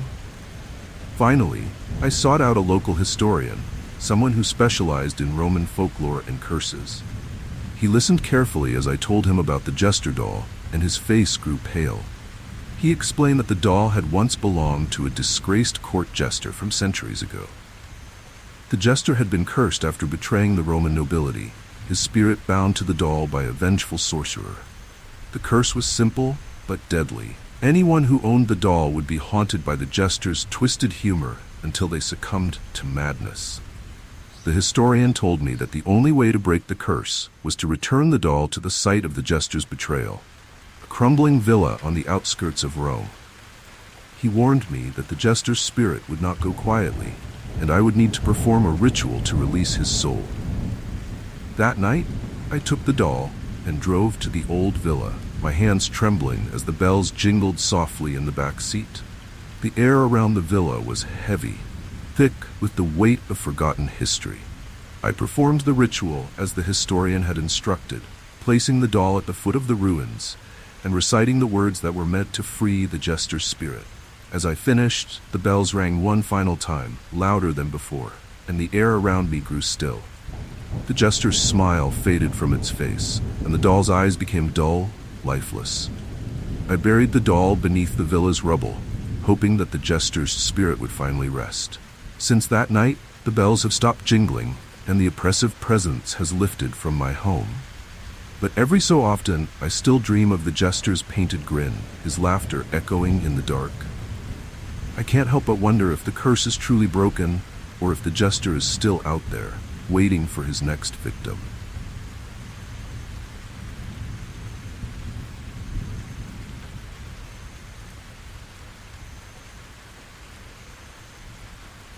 It was during a home renovation in Charleston, South Carolina, that I found the doll. My wife and I had bought an old plantation house with the intention of restoring it to its former glory. While tearing down one of the walls in an upstairs bedroom, we discovered a hidden compartment. Inside, nestled among dust and cobwebs, was a small, antique doll. It was beautifully crafted, with porcelain skin and a delicate lace dress. Next to it was a small, leather-bound diary, its pages yellowed with age. The discovery was exciting, a little piece of history tucked away for who knows how long. Curious, I brought the doll and the diary downstairs. The doll looked almost pristine, considering how long it must have been hidden. It had glass eyes that seemed far too bright, almost as though they were watching me. The diary, on the other hand, was more fragile, the leather cover cracked and worn. I began flipping through the pages, only to realize it belonged to a young girl who had lived in the house over a century ago. Her name was Elizabeth, and she wrote about her days, her family, and most notably, her bond with the doll, which she referred to as Annabelle. As I read through the diary, I noticed that Elizabeth's entries gradually grew darker. She began mentioning strange occurrences, hearing whispers at night, seeing shadows move in her room, and feeling the doll move when she wasn't looking. Her words became more frantic, as though she was slowly descending into madness. She wrote about how her family didn't believe her, thinking she was making it all up. The final few entries were disturbing, with Elizabeth claiming the doll had taken control of her life. I couldn't help but feel unsettled after reading the diary. My wife thought it was just an overactive imagination, typical for a child living in a big old house. But there was something about the way Elizabeth wrote that made it seem all too real. As much as I wanted to dismiss it, I couldn't shake the feeling that the doll, Annabelle, was somehow connected to the strange things Elizabeth had described. I placed the doll on a shelf in the living room and kept the diary nearby, unsure of what to do next. That night, as we were settling into bed, I heard a soft thud downstairs. I went to investigate and found nothing out of place, except for the doll. It had fallen off the shelf, or at least that's what I assumed. I picked it up and placed it back where it belonged, but the next morning, the doll had moved again. This time, it was sitting upright on the coffee table, its glassy eyes staring directly at the couch. I asked my wife if she had moved it, but she swore she hadn't touched it. Over the next few days, more strange things began to happen. The house felt colder, even though it was the middle of summer. We heard faint whispers at night, barely audible but constant, as if someone, or something, was trying to speak to us from the shadows. Each morning, we would find the doll in a new position, sometimes sitting on the stairs, sometimes by the window, always facing us with those lifeless glass eyes. I started to fear that Elizabeth's diary wasn't just the ramblings of a troubled child. There was something wrong with Annabelle. I delved deeper into the diary, hoping to find answers.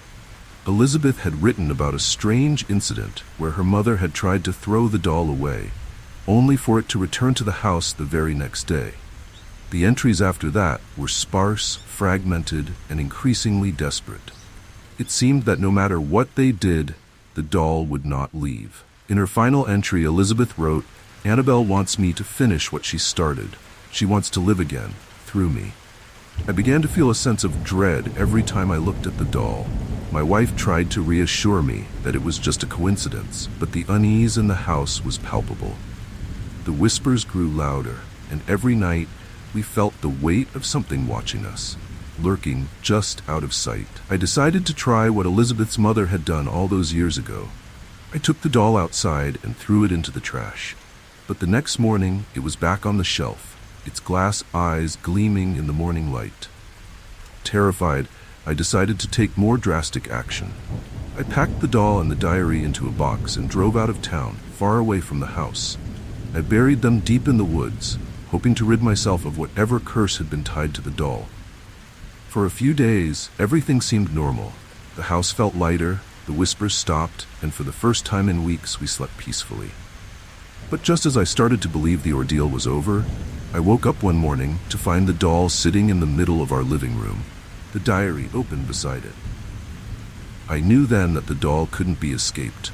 Elizabeth's words echoed in my mind. She wants to live again, through me. The doll was not just an object. It was a vessel for something far more sinister. Something that had been waiting for centuries to finish what it had started. I realized that the doll didn't just want to return to the house. It wanted to complete the story Elizabeth had left unfinished. In the end, we had no choice but to leave the house. We packed up and moved out, abandoning it and everything inside, including the doll. As we drove away, I couldn't help but glance back, half expecting to see Annabelle watching us from the window. I don't know if anyone else has found the doll since, or if it's still there, waiting for someone to pick up where Elizabeth left off. But I know one thing for certain. I'll never go back.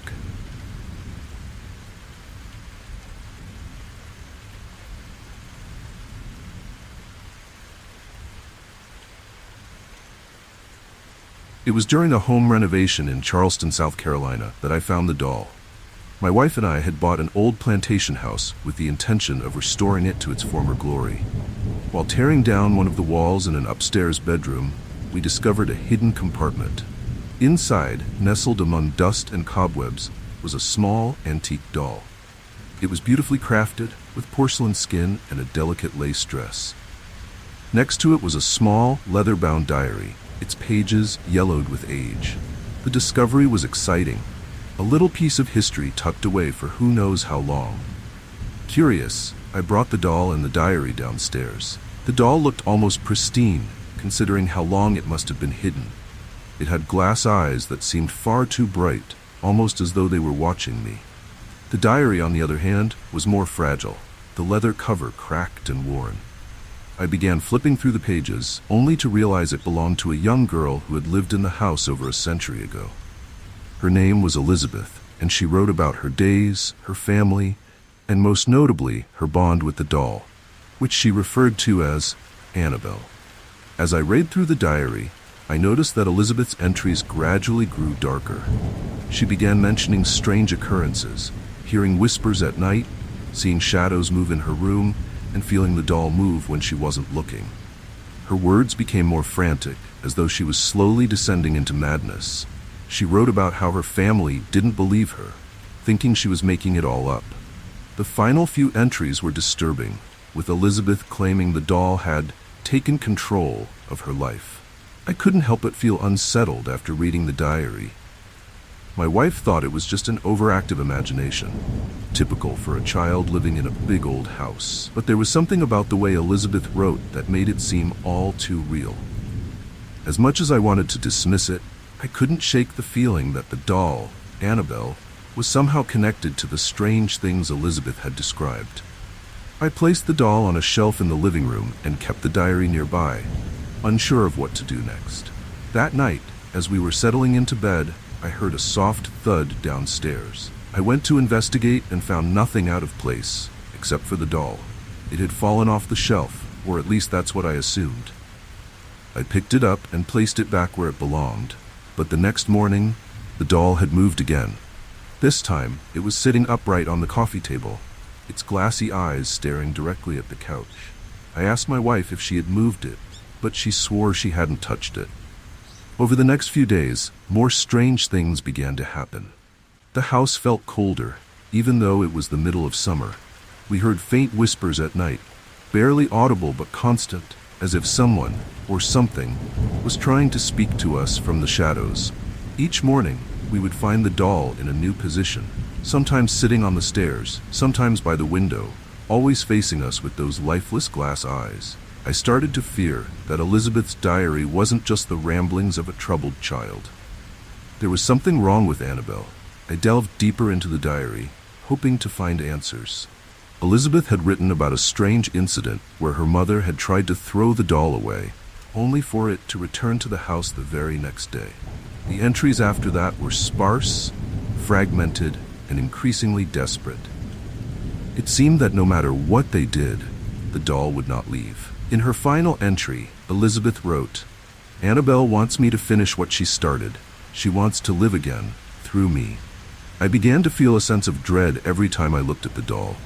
My wife tried to reassure me that it was just a coincidence, but the unease in the house was palpable. The whispers grew louder, and every night we felt the weight of something watching us, lurking just out of sight. I decided to try what Elizabeth's mother had done all those years ago. I took the doll outside and threw it into the trash. But the next morning, it was back on the shelf, its glass eyes gleaming in the morning light. Terrified, I decided to take more drastic action. I packed the doll and the diary into a box and drove out of town, far away from the house. I buried them deep in the woods, hoping to rid myself of whatever curse had been tied to the doll. For a few days, everything seemed normal. The house felt lighter, the whispers stopped, and for the first time in weeks, we slept peacefully.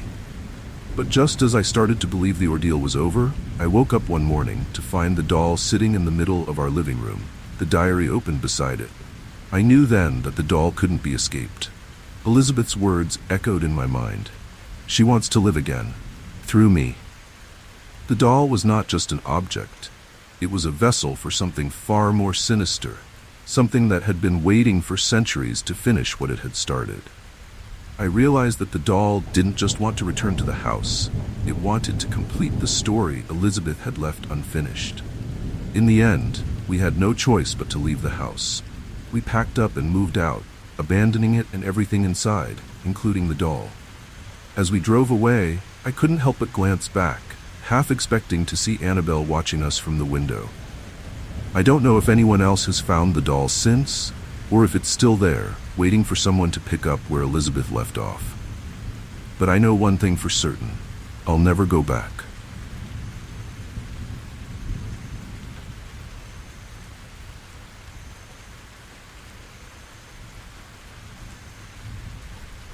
It was during a family vacation in Prague that we came across the marionette.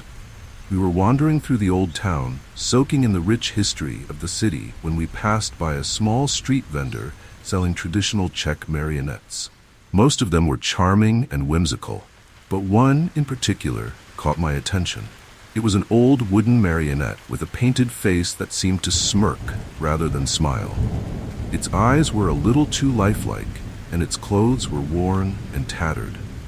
The vendor told us it had belonged to a famous puppeteer who had mysteriously disappeared years ago. I didn't think much of it and bought it as a unique souvenir. When we brought the marionette home, I hung it in the corner of our living room as a decorative piece. It looked out of place among our more modern furniture, but there was something oddly captivating about it. For the first few days, it hung silently, motionless in its corner, its strings tangled and loose. But then, one night, I heard something strange. It was faint at first, but unmistakable, a soft, eerie giggle, almost like a child's laugh, coming from the direction of the marionette. I brushed it off, assuming the sound was just the house settling or my imagination playing tricks on me. But the giggling continued. Every night, just as we were about to fall asleep, we'd hear it, soft, breathy laughter echoing from the corner of the living room. My partner insisted it was just the wind, but I knew it wasn't. There was something wrong with the marionette, something unsettling lurking behind its painted grin. The following night, the laughter grew louder, more distinct. It wasn't just a giggle anymore. It was the sound of someone laughing, deep, throaty, and mocking. I got up, walked into the living room, and found the marionette exactly where I had left it. But something was different. Its strings, which had been tangled and lifeless, were now neatly arranged as if someone had been handling it. I was certain no one had touched it, and a cold shiver ran down my spine. As the days passed, the marionette's behavior became more erratic. We would come home to find it in different positions, its arms raised or its head tilted slightly. Sometimes its strings would be twisted into intricate knots, though we hadn't touched it. And always the laughter, growing louder, more menacing each night. My partner started having nightmares about the marionette, dreaming that it would move on its own, its wooden limbs jerking to life as it cackled in the darkness. One night, I woke to find the marionette had moved from the corner where it hung. It was now sitting on the floor in the middle of the room, its head turned toward the hallway as if it had been watching us sleep. My heart raced as I picked it up and placed it back on its hook. But I couldn't shake the feeling that it had moved on its own.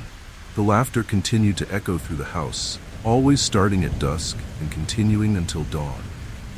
Desperate for answers, I did some research on the marionette and the puppeteer who had once owned it. I discovered that the puppeteer had been a rising star in the Prague theater scene before his sudden disappearance. His performances were said to be mesmerizing, with marionettes that moved as if they were alive. But after his final show, he vanished without a trace, leaving behind only his marionettes. Rumors spread that he had dabbled in dark magic, imbuing his puppets with life in exchange for something sinister. As the weeks went on, the marionette's behavior grew more aggressive. It no longer simply moved or laughed. We would hear the sound of its wooden feet tapping against the floor, as if it were walking through the house. One night, we found scratches on the walls, thin and jagged, like they had been made by something sharp. I knew then that we were no longer dealing with a harmless puppet. It was something far more dangerous. We tried to get rid of the marionette. I threw it in the trash, but the next morning it was back on its hook, its grin wider than before. My partner suggested burning it, but when we tried, the flames refused to catch. It was as if the marionette was impervious to fire. The laughter had now become constant, ringing in our ears day and night. We could feel its presence watching us, waiting for something, though we didn't know what.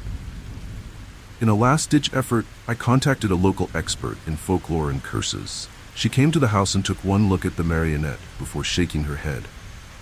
"This puppet is cursed," she said. "It carries the spirit of its creator, the puppeteer who disappeared. He bound part of his soul to the marionette in exchange for immortality, and now it seeks to control those who come into contact with it." She explained that the only way to break the curse was to return the marionette to the theater where it had been last used and perform a ritual to sever its connection to the puppeteer. That night, we took the marionette to the old, abandoned theater where the puppeteer had performed his final show. The theater was crumbling, the seats covered in dust, and the stage rotting from disuse. As we placed the marionette on the stage, the air grew thick, and for a moment we heard the faint sound of applause, as if an invisible audience was waiting. We performed the ritual as instructed, and as the final words were spoken, the marionette's wooden limbs twitched one last time before going still. The laughter stopped, and the oppressive feeling lifted from the room. We left the theater in silence, relieved that the nightmare was finally over. The marionette stayed behind, buried in the ruins of the old stage. But sometimes, late at night, I think I hear that faint, mocking giggle, echoing in the distance, as if the puppeteer's spirit still lingers, waiting for someone to bring his marionette back to life.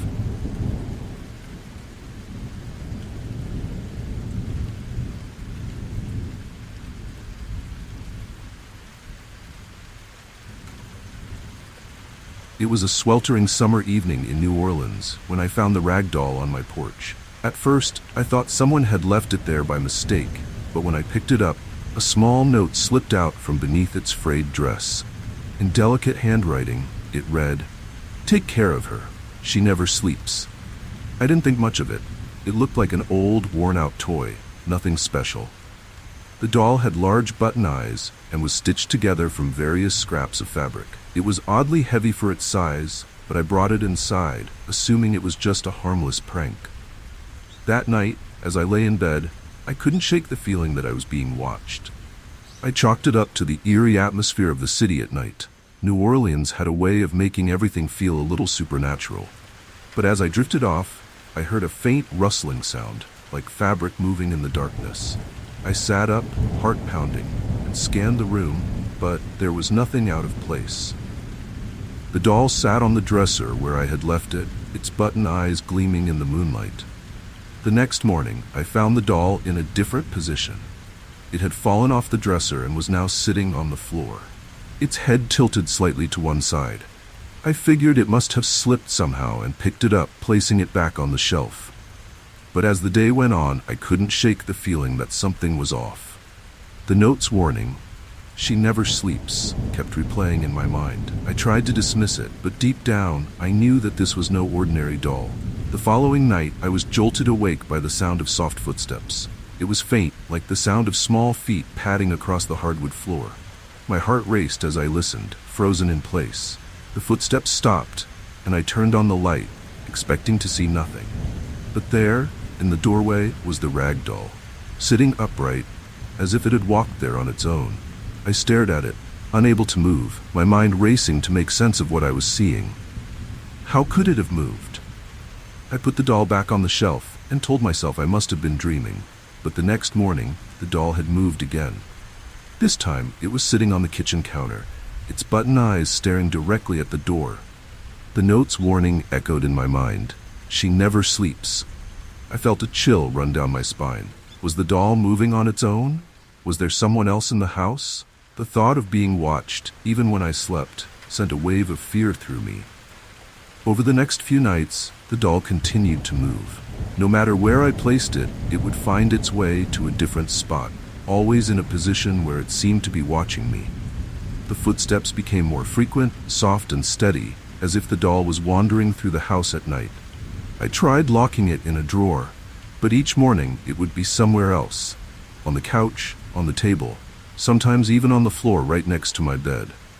My nerves were fraying, and I barely slept, always half expecting to hear those small, shuffling steps. Desperate, I tried to get rid of the doll. I left it outside, hoping someone else would take it or it would simply disappear. But the next morning, it was back on the porch, sitting exactly where I had found it, the note resting beside it. She never sleeps. It was as if the doll was tethered to me, refusing to leave no matter what I did. I tried throwing it in the trash, but it reappeared the next day, this time sitting on the stairs, waiting.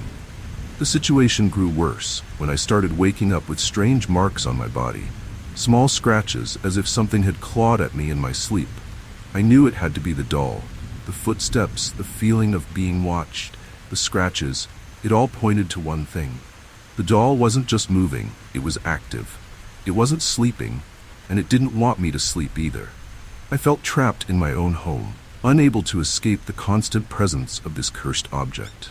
I decided to research the doll, hoping to find some clue about its origin.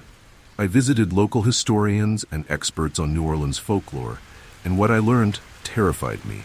The doll was tied to a local legend about a woman who had cursed her belongings after her child died.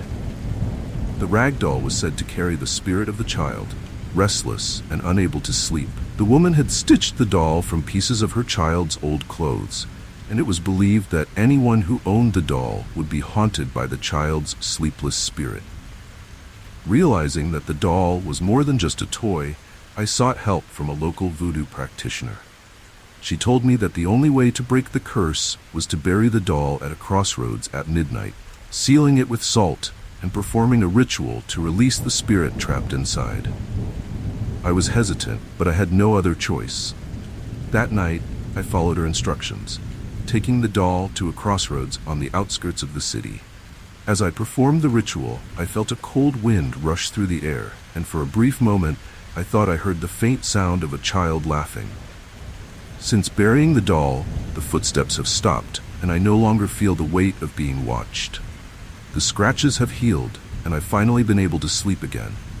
But sometimes, in the stillness of the night, I can't help but wonder if the doll is still out there, wandering through the streets of New Orleans, looking for its next caretaker, someone else who will hear the footsteps and know that the doll never sleeps.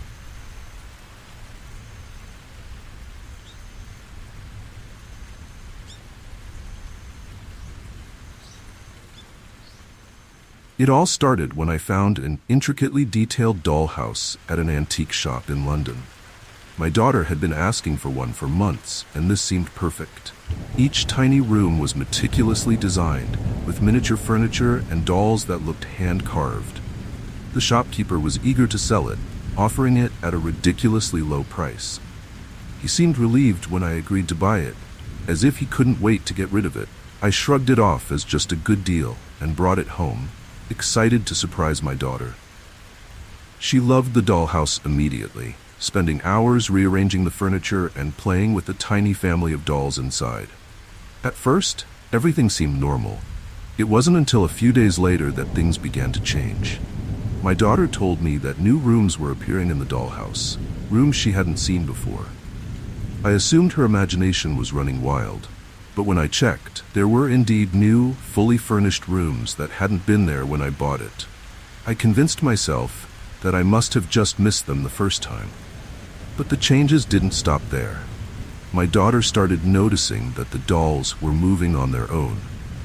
She'd leave them in one position and find them in another, as if they'd been rearranged while no one was looking. I told her it was probably just her playing and forgetting where she left them, but even I started to feel uneasy. Something about the way the dolls stared blankly out of the little windows began to unsettle me. Still, I didn't want to worry her, so I tried to ignore it. One night, I woke up to the sound of faint scratching coming from my daughter's room.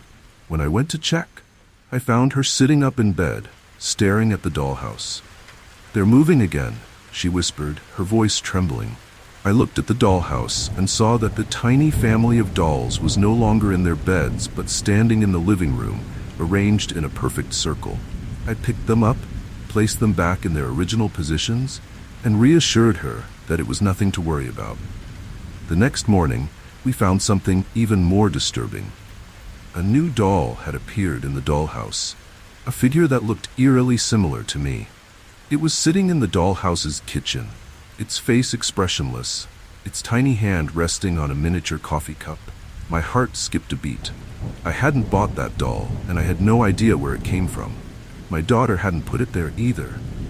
It was as if the dollhouse was creating new figures on its own. Over the next few days, more dolls appeared. One that looked like my daughter, one that resembled my husband, and even a tiny replica of our family dog. Each morning, we'd find the dolls in new positions, always doing something mundane but unsettling, like sitting at the dining table or standing by the door, as if they were mimicking our lives. The dollhouse seemed to be reflecting our real home, room by room, person by person. Things took a darker turn when small, inexplicable events began happening in our actual house. A fire broke out in the kitchen one evening, seemingly from nowhere.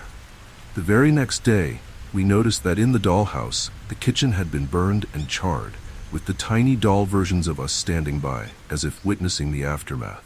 It was as if the events in the dollhouse were affecting our lives, or worse, predicting them. Desperate for answers, I returned to the antique shop where I had bought the dollhouse.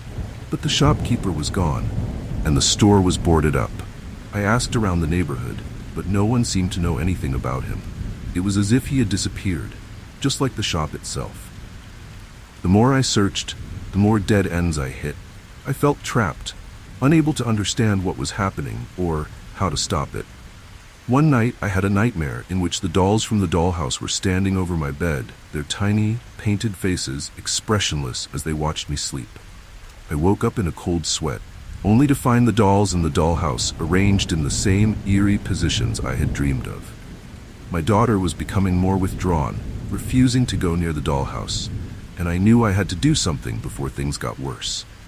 In a final attempt to break whatever curse had taken hold, I decided to destroy the dollhouse. I took it outside, poured gasoline over it, and set it on fire.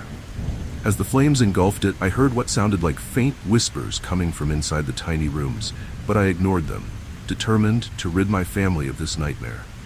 The dollhouse burned to ashes, and for a brief moment, I felt a sense of relief. But the relief didn't last. That night, as I tucked my daughter into bed, I noticed something chilling. A small, charred figure, just like the ones from the dollhouse, was sitting on her nightstand. Its once perfect face was now cracked and blackened, but its button eyes still gleamed in the dim light. I froze, realizing the curse hadn't been broken. The dollhouse might have been destroyed, but its influence had already seeped into our lives. Since that night, I've found more of the tiny, charred figures scattered around the house, always in places where we spend the most time. No matter how many I throw away, new ones keep appearing. I've tried everything to get rid of them, but nothing works. It's as if the dollhouse is rebuilding itself, piece by piece, through these cursed little figures. Now, I live in constant fear, knowing that the dollhouse wasn't just a toy. It was something far more sinister, something that had come to life and refused to let us go.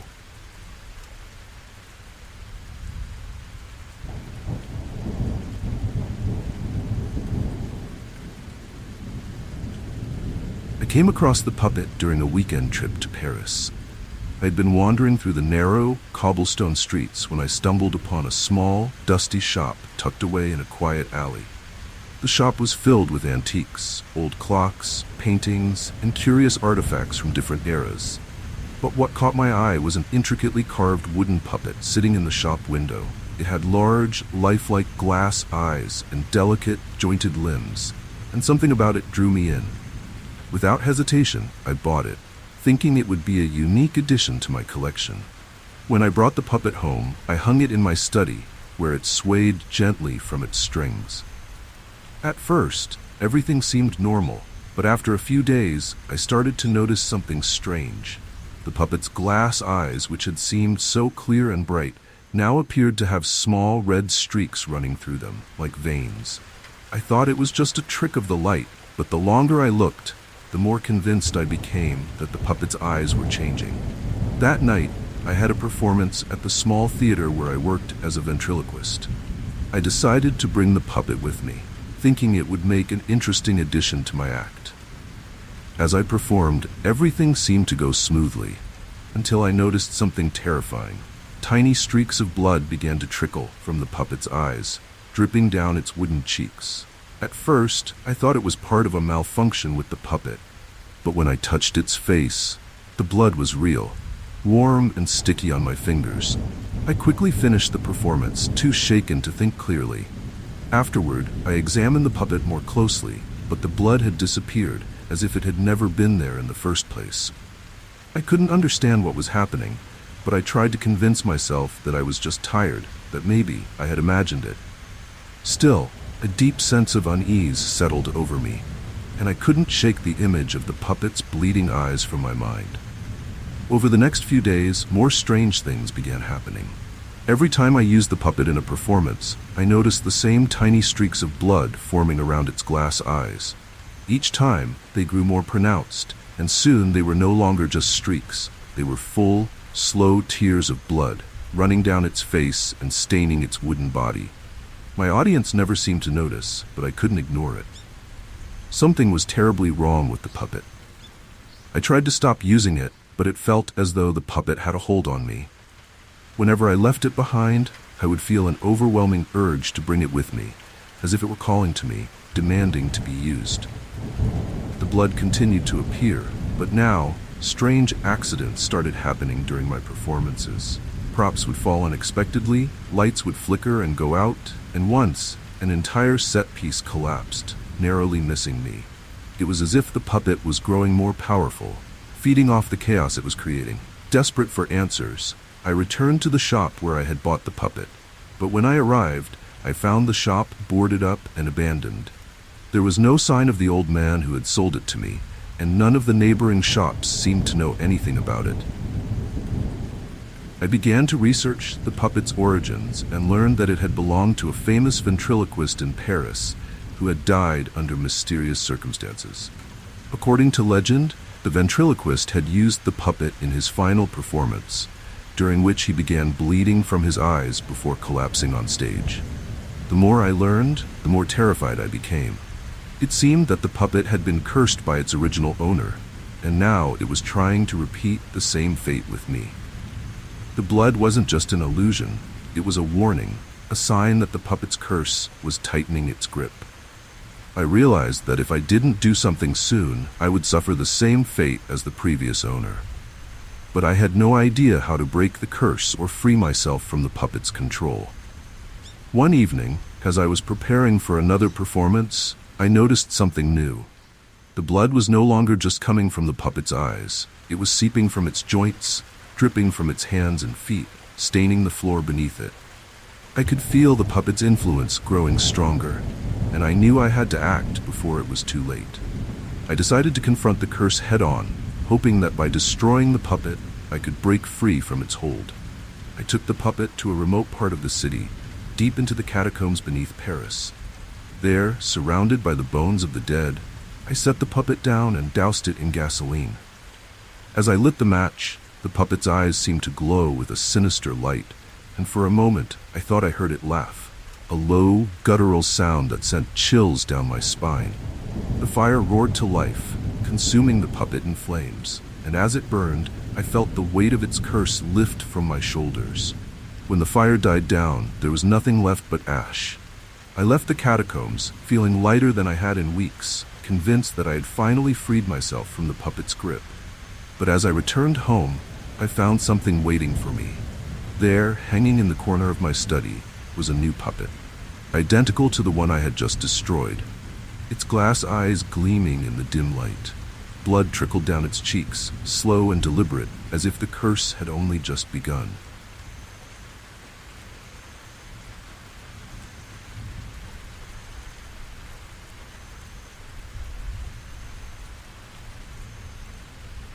I was in Venice for Carnival, swept up in the vibrant celebration, when I first saw the masked doll. It was floating in one of the quieter canals, its face obscured by an ornate gold and white mask. The doll was unusual, its costume richly detailed with flowing fabric and tiny jewels sewn into its clothing. I fished it out of the water, thinking it was part of someone's lost carnival costume. There was something eerie about how perfectly preserved it seemed, spread despite bobbing in the murky waters. The mask covering its face was cracked, yet still elegant, and I felt a strange compulsion to take it with me. Back in my rented apartment, I placed the doll on a shelf, thinking it would be a charming memento from the festival. Venice was a city full of history and mystery, so it wasn't odd to find strange things here and there. That night, as I settled into bed, I thought I heard the faint sound of water dripping. At first, I dismissed it as noise from the canal outside, but the sound persisted, growing louder. I walked into the living room, and there it was. The doll, sitting exactly where I had left it, but with small puddles of water forming beneath it. I dried the doll off and thought nothing more of it, but the next morning, I found it in a different position.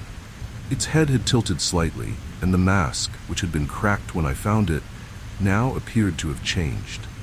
The crack was deeper, almost as if it were widening. I hadn't touched the doll since the night before, yet here it was, seeming to alter on its own.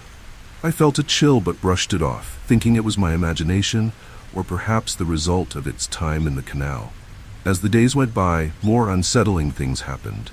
Every night, I would hear that same dripping sound, and each morning, the doll would be in a new position.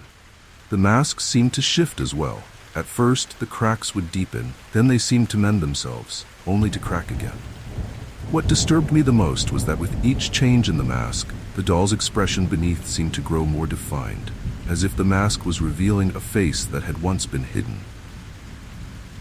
One evening, I decided to remove the mask, hoping to understand what was happening.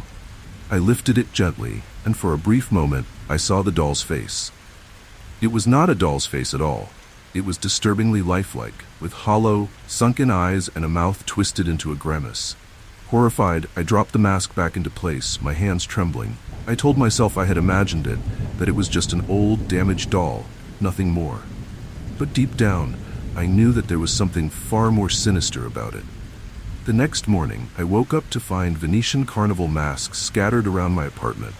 Masks I hadn't bought, masks that had appeared overnight. They were hanging from the walls, draped over chairs, and even lying on my bed. All of them were cracked in the same way as the doll's mask. I couldn't explain how they had gotten there, but the feeling of dread that had been growing since I found the doll was now overwhelming. I knew it had something to do with the doll, but I couldn't bring myself to get rid of it. Each night, the dripping sound returned, louder and more insistent, as if the doll was trying to draw my attention to it. The mask on the doll's face continued to change, now appearing almost as if it were smiling, a grotesque, twisted smile. I tried locking the doll away, but no matter where I hid it, it always found its way back to the shelf, its masked face turned toward me. I started dreaming about the doll, nightmares where its mask would fall off, revealing a face too terrifying to describe. Desperate for answers, I sought out a local historian who specialized in Venetian folklore. When I showed him the doll, his face grew pale. He told me that the doll was an old carnival relic, crafted by a mask maker who had been known for dabbling in dark magic. According to legend, the mask maker had created the doll to contain the spirit of a woman who had died tragically during carnival centuries ago. The woman had been cursed to wander Venice, and the mask had been made to hide her true face. The historian warned me that if the mask were to fully break, the spirit would be released. I knew I had to do something before the mask shattered completely. That night, the dripping sound grew louder than ever, and I found the doll sitting at the foot of my bed. Its mask cracked so deeply that I could see the face beneath. The grotesque smile was now fully visible, and I could feel the air around me grow colder, as if the spirit within the doll was awakening. I couldn't wait any longer. I needed to return the doll to the canal where I had found it. I rushed to the same spot in the canal and threw the doll into the water, hoping that would end whatever curse it carried. As it sank beneath the surface, the mask finally shattered, revealing the full horror of the face beneath. For a moment, the water seemed to swirl around the doll, as if the canal itself was rejecting it. Then the water stilled, and the doll disappeared beneath the surface. For days after, I waited for something to happen, but nothing did. The mask stopped appearing in my apartment, and the dripping sound was gone. I thought the nightmare was finally over. But last night, as I walked through Venice one last time before leaving the city, I caught a glimpse of something in the canal. Floating just beneath the surface, its mask now fully broken, was the doll. Its twisted face stared up at me from the water, a reminder that some things in Venice are never truly laid to rest.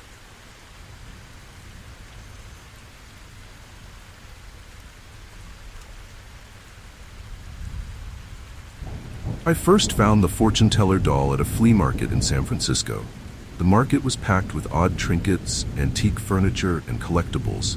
But this doll caught my eye. It was small, no more than a foot tall, dressed in a faded, ornate costume that resembled a fortune teller's garb. Its glass eyes were a piercing blue, and it held a tiny crystal ball in its hand. The vendor, an elderly woman with a cryptic smile, told me the doll was special. She said it had once belonged to a fortune teller who could see the future, and the doll still carried her gift.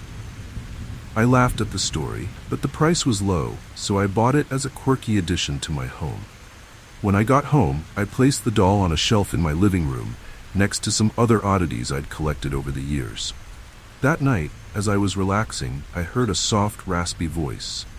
At first, I thought it was coming from outside, but then I realized it was coming from the doll. Its tiny mouth didn't move, but the voice seemed to emanate from it. "Ask a question," the voice said. I froze, unsure of what I'd just heard. Thinking I was losing my mind, I dismissed it as fatigue and went to bed. The next morning, curiosity got the better of me. I sat in front of the doll, half jokingly, and asked it a question. "What will happen to me today?" I waited, feeling ridiculous, but then the doll's eyes seemed to flicker, and the same raspy voice replied, "You will receive unexpected news." The voice was barely a whisper, but I heard it clearly. My skin prickled. I had no idea how or why the doll had spoken, but I couldn't shake the feeling that something was about to happen. Later that day, I received a phone call from an old friend I hadn't spoken to in years. They told me some surprising news about their life, news I never expected. My mind immediately went to the doll's prediction. It had been right. I tried to rationalize it as coincidence, but something about the whole situation left me unnerved. That night, I found myself back in front of the doll, asking it more questions, half terrified of the answers I might receive. Over the next few days, I continued consulting the doll. Each time I asked it a question, it would respond with short, cryptic phrases. And each time, its predictions came true, no matter how strange or mundane. At first, I asked harmless questions about my day, but as I grew more curious, I began asking about my future. The answers it gave me became darker and more foreboding. It warned of accidents, losses, and betrayals, and no matter how hard I tried to avoid them, the doll's predictions always came to pass. One evening, I asked the doll a question I now regret. "How will I die?" The room seemed to grow colder, and for a moment, the doll's eyes gleamed with an eerie light. "Soon," the raspy voice whispered, "in fire." A chill ran down my spine, and I shoved the doll back onto the shelf, terrified of what I'd unleashed. I couldn't believe I had asked such a question, and even worse, I couldn't stop thinking about the answer. From that moment on, my life seemed to spiral out of control. Small, unsettling events began happening around the house. Candles would flicker and extinguish on their own, and the air always smelled faintly of smoke. The doll's presence became more oppressive, its glass eyes always watching me, as if it knew something I didn't. I tried to ignore it, but the weight of its prediction hung over me, filling me with dread every time I walked past it. I tried getting rid of the doll, but no matter what I did, it always returned. I left it at a thrift store, only to find it sitting on my doorstep the next morning. I threw it away, but it reappeared on the shelf, its eyes fixed on me. The doll was relentless, and its presence became suffocating. The smell of smoke lingered in the house, and the raspy voice would whisper to me at night, repeating the same chilling words, "In fire." Desperate, I sought out a local psychic, hoping she could help break the connection between me and the doll. She listened to my story with wide eyes and told me that the doll was cursed. It had once belonged to a fortune teller who had made a pact to gain her powers, but the curse now attached itself to anyone who tried to use the doll to foresee their future. The only way to break free from the curse, she said, was to return the doll to where it had come from. With no other options, I returned to the flea market where I had bought the doll, hoping to find the vendor and return it to her. But when I arrived, the stall where I had purchased the doll was gone. I asked around, but no one had ever heard of the elderly woman who sold it to me. It was as if she had never existed. My heart sank, knowing I had no way to rid myself of the doll. The smell of smoke has been growing stronger, and I've started having nightmares of my house engulfed in flames. The doll sitting at the center, untouched. I don't know if I can stop what's coming, but I feel the doll's prediction inching closer every day. It watches me with its glass eyes, silently waiting for the fire that will consume me, just as it foretold.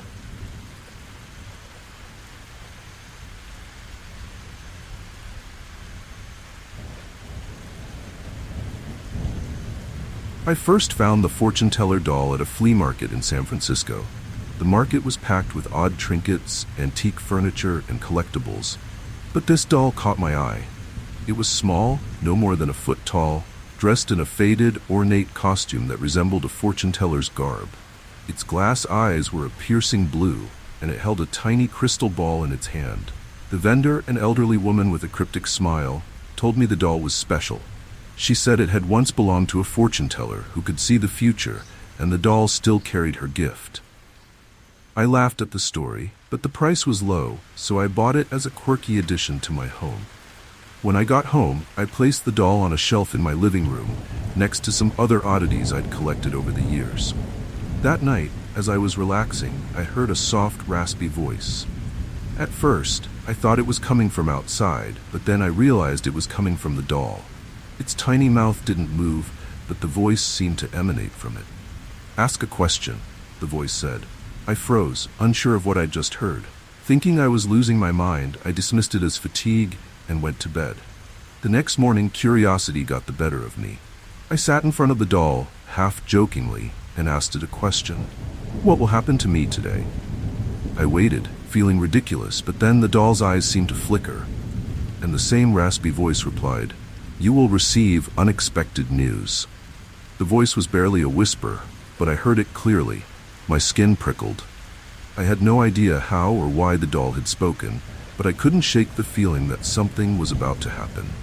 Later that day, I received a phone call from an old friend I hadn't spoken to in years. They told me some surprising news about their life, news I never expected.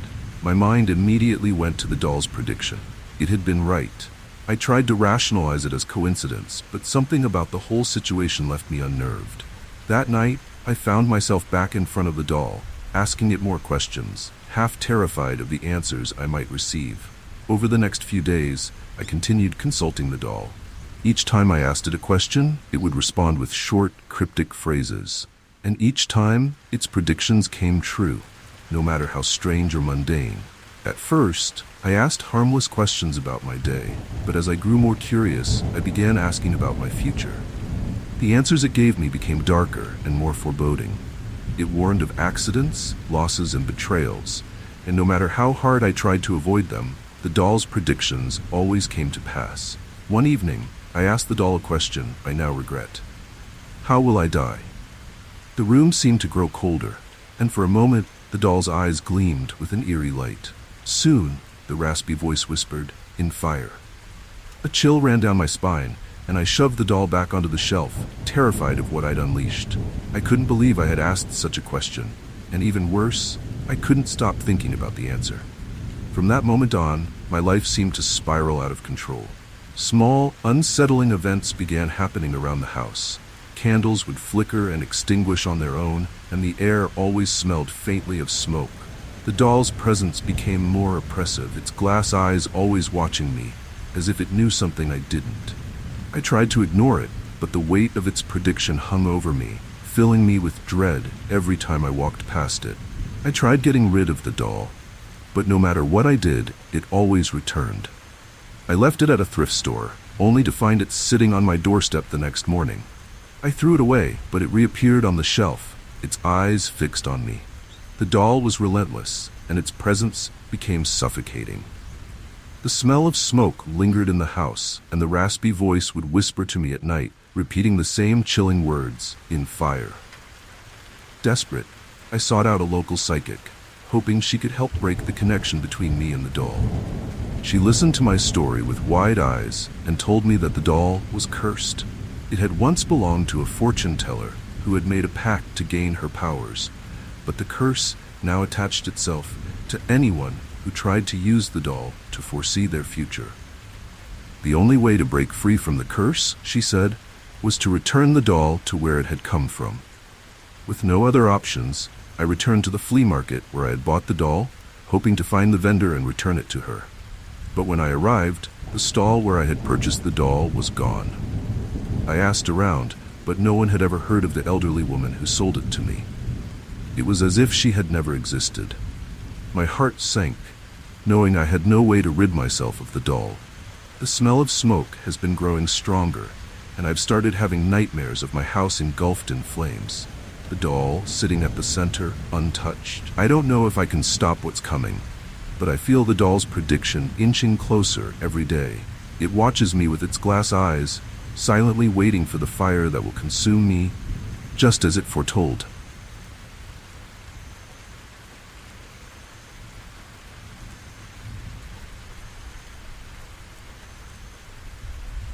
It was during a hiking trip in the Bavarian forest that we found the doll. My son, always curious and adventurous, had wandered off the trail a bit when he came running back to me, clutching something in his hands. It was a small, hand-carved wooden doll, no larger than a foot tall. The craftsmanship was impressive.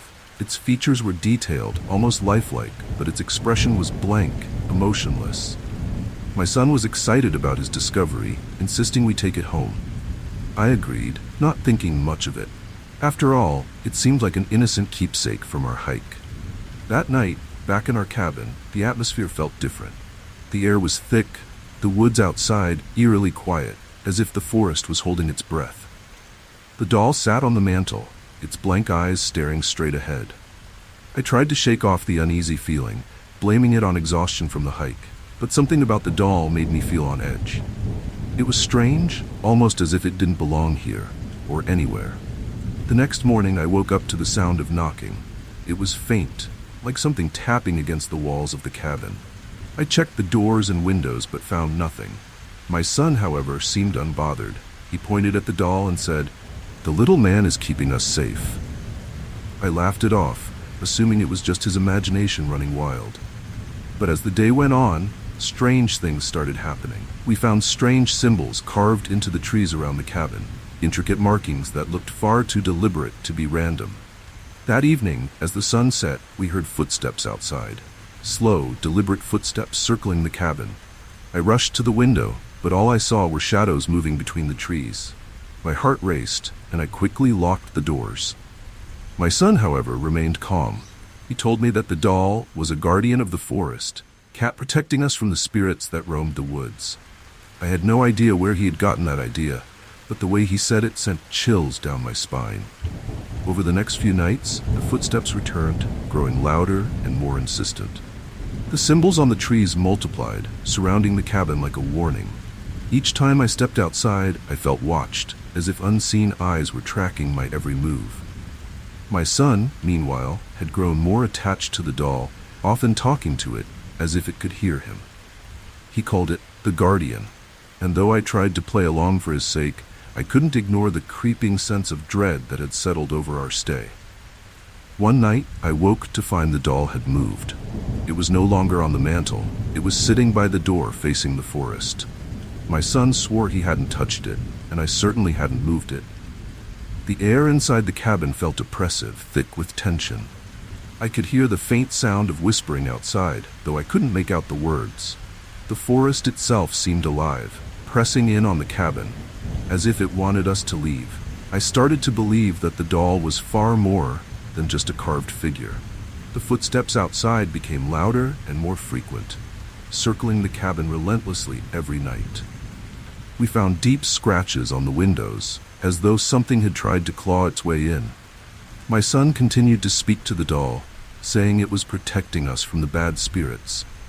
But I couldn't help but wonder if the doll was attracting them instead. The symbols in the forest seemed to pulse with an energy I couldn't explain, and the whispers in the wind grew louder, more desperate.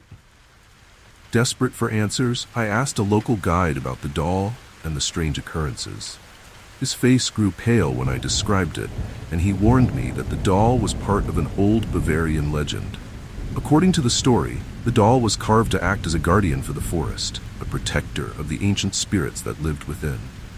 But over time, the doll became cursed. It was no longer a guardian, but a vessel for the very spirits it was meant to protect against. Anyone who disturbed it would be drawn into the forest's dark grip. Hearing this sent a wave of fear through me. I tried to convince my son to leave the doll behind, but he refused, saying it was protecting us. That night, the footsteps outside became a full-blown march, as if an army of unseen figures surrounded the cabin. The whispers turned into cries, and the air inside the cabin grew colder.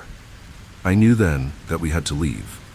The doll's influence was growing stronger, and I feared that if we stayed any longer, we'd never escape. The next morning, I packed our bags and insisted we leave the cabin immediately.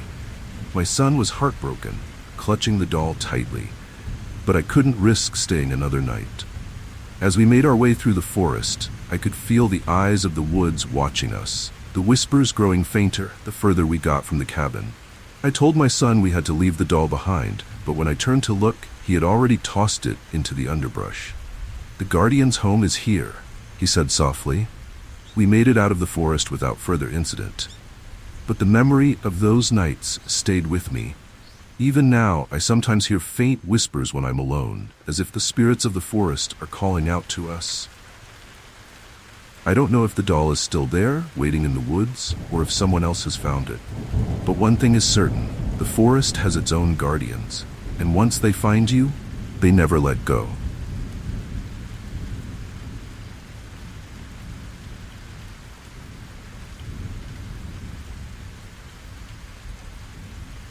It was during the first month of moving into my new apartment in New York City that I discovered the doll.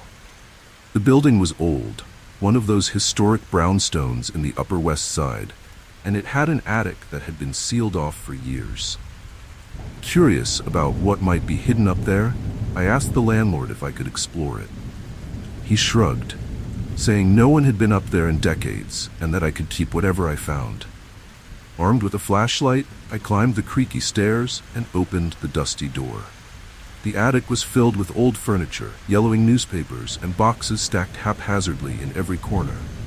But it was the small, dusty talking doll sitting under an old chair that caught my eye. The doll was old, much older than anything I had seen before. It was one of those pull-string talking dolls, its face faded and its clothes worn with time. Out of curiosity, I tugged on the string, half expecting it to be broken. To my surprise, the doll let out a crackling voice, saying, "Hello, friend, let's play." The voice was tinny and distorted, but it was unmistakably clear. I laughed it off, thinking it was just a harmless old toy, and took it downstairs, thinking it would be a quirky piece to show my friends. That night, as I lay in bed, I heard something strange. It was faint at first, a soft giggling coming from the direction of the attic.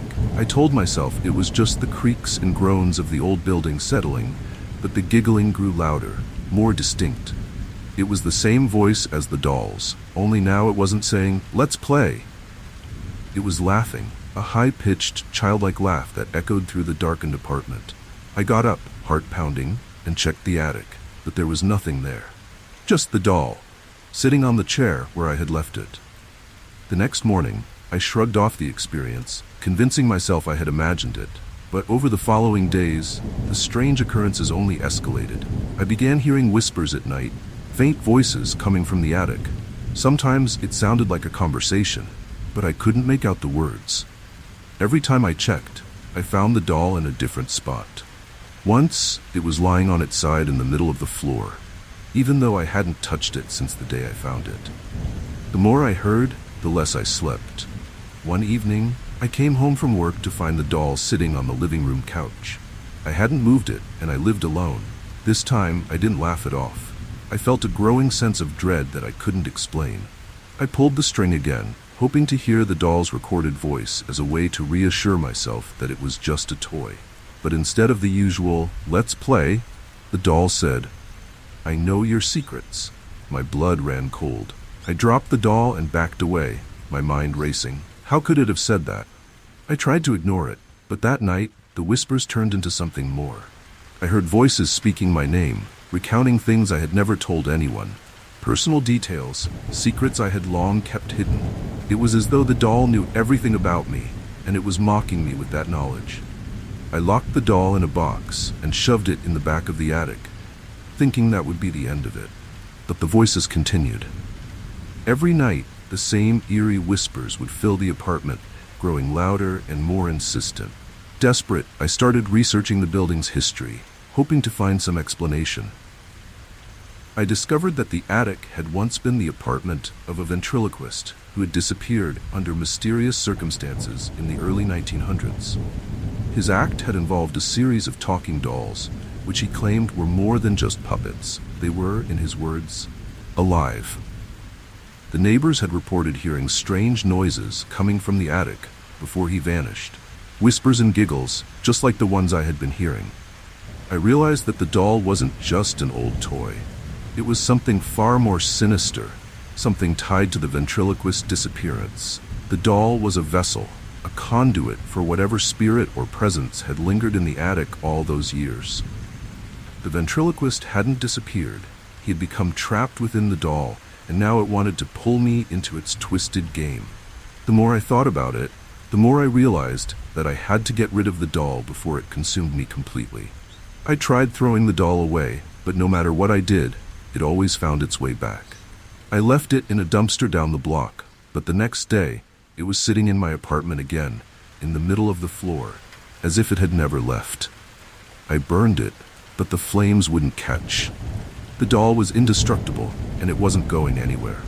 The voices grew louder, and I began to fear that the doll was waiting for something, waiting for me to pull the string one last time. In a last-ditch effort, I contacted a medium, hoping she could help.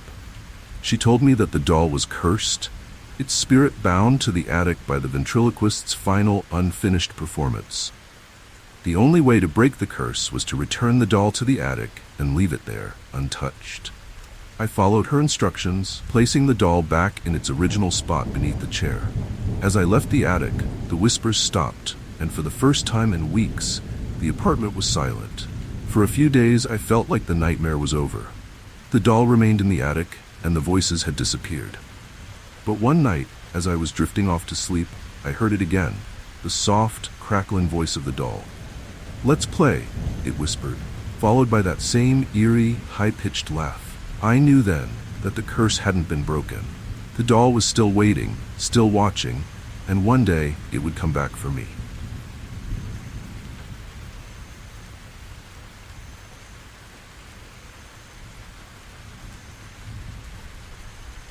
It was during a family vacation in Reykjavik, Iceland, that we found the doll. We were browsing through a local market when my daughter spotted it, tucked away in a small, unassuming stall. It was an old porcelain doll, dressed in a traditional Icelandic woolen outfit. What made it stand out was how cold it felt. Even though the market was warm and cozy, the doll was ice cold to the touch, as though it had been left outside in the snow. My daughter begged me to buy it, charmed by its delicate features and unique attire, so I reluctantly agreed. The moment we brought the doll back to our rental cabin, I felt something was off. The cabin was warm from the fire we'd lit, but the doll remained freezing cold, as if it carried the winter with it. My daughter placed it on her bedside table and seemed unbothered by its icy temperature. However, as the night wore on, the cabin began to feel noticeably colder. I checked the thermostat, but everything was in working order. The temperature around the doll seemed to affect the entire room, almost as if it was drawing warmth away. That night, I woke to the sound of howling wind outside, even though the weather had been calm earlier. The cold in the cabin had intensified, seeping through the walls. I got up to check on my daughter, and when I walked into her room, the air was freezing. The doll sat on the table next to her bed, its glassy eyes staring blankly ahead, but the frost had begun to form around its edges, spreading out onto the wooden surface. I shook my head, trying to convince myself it was just the winter chill, but deep down, I knew something was wrong. Over the next few days, the cold in the cabin became unbearable. No matter how high we turned the heat, the temperature inside dropped. Frost began to form on the windows, and the fire in the hearth struggled to stay lit. My daughter insisted on keeping the doll by her side, claiming it was her new favorite toy. But every time I touched it, the chill that radiated from it was unnatural, as if the doll had been carved from ice. Even worse, the cold seemed to follow us wherever the doll went. One evening, as we sat around the fire trying to keep warm, my daughter mentioned something that sent a shiver down my spine.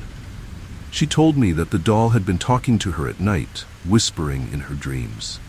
"She says she's lonely," my daughter said. "She wants me to go outside and play in the snow with her." I brushed it off as a child's imagination, but the thought of my daughter going out into the freezing cold in the middle of the night terrified me. I decided to put the doll away, out of sight, hoping that would end whatever strange influence it had. That night, I hid the doll in a cupboard, but when I woke up the next morning, it was back on my daughter's bedside table.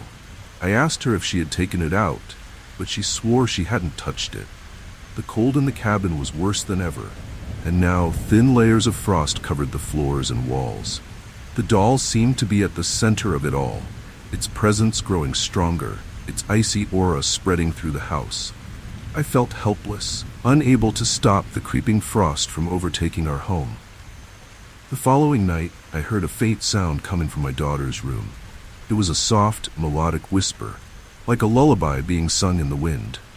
When I entered her room, I found her standing by the window, her hand reaching for the latch as if she were about to open it and step outside.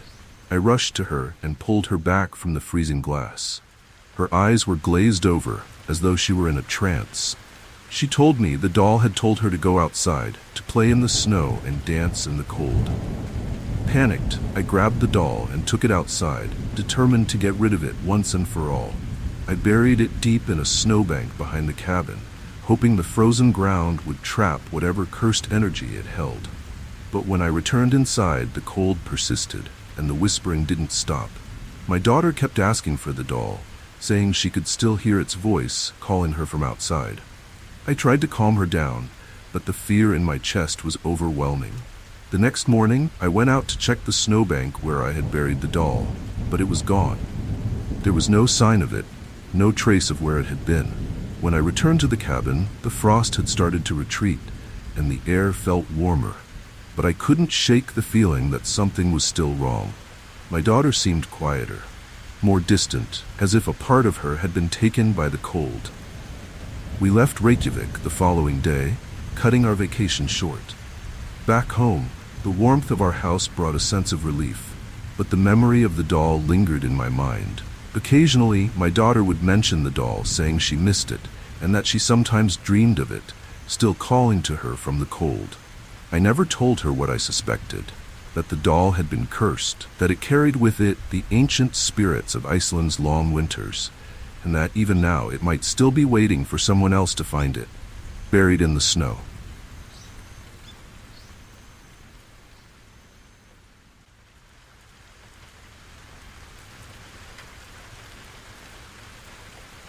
It was late one evening in Budapest when I first came across the marionette.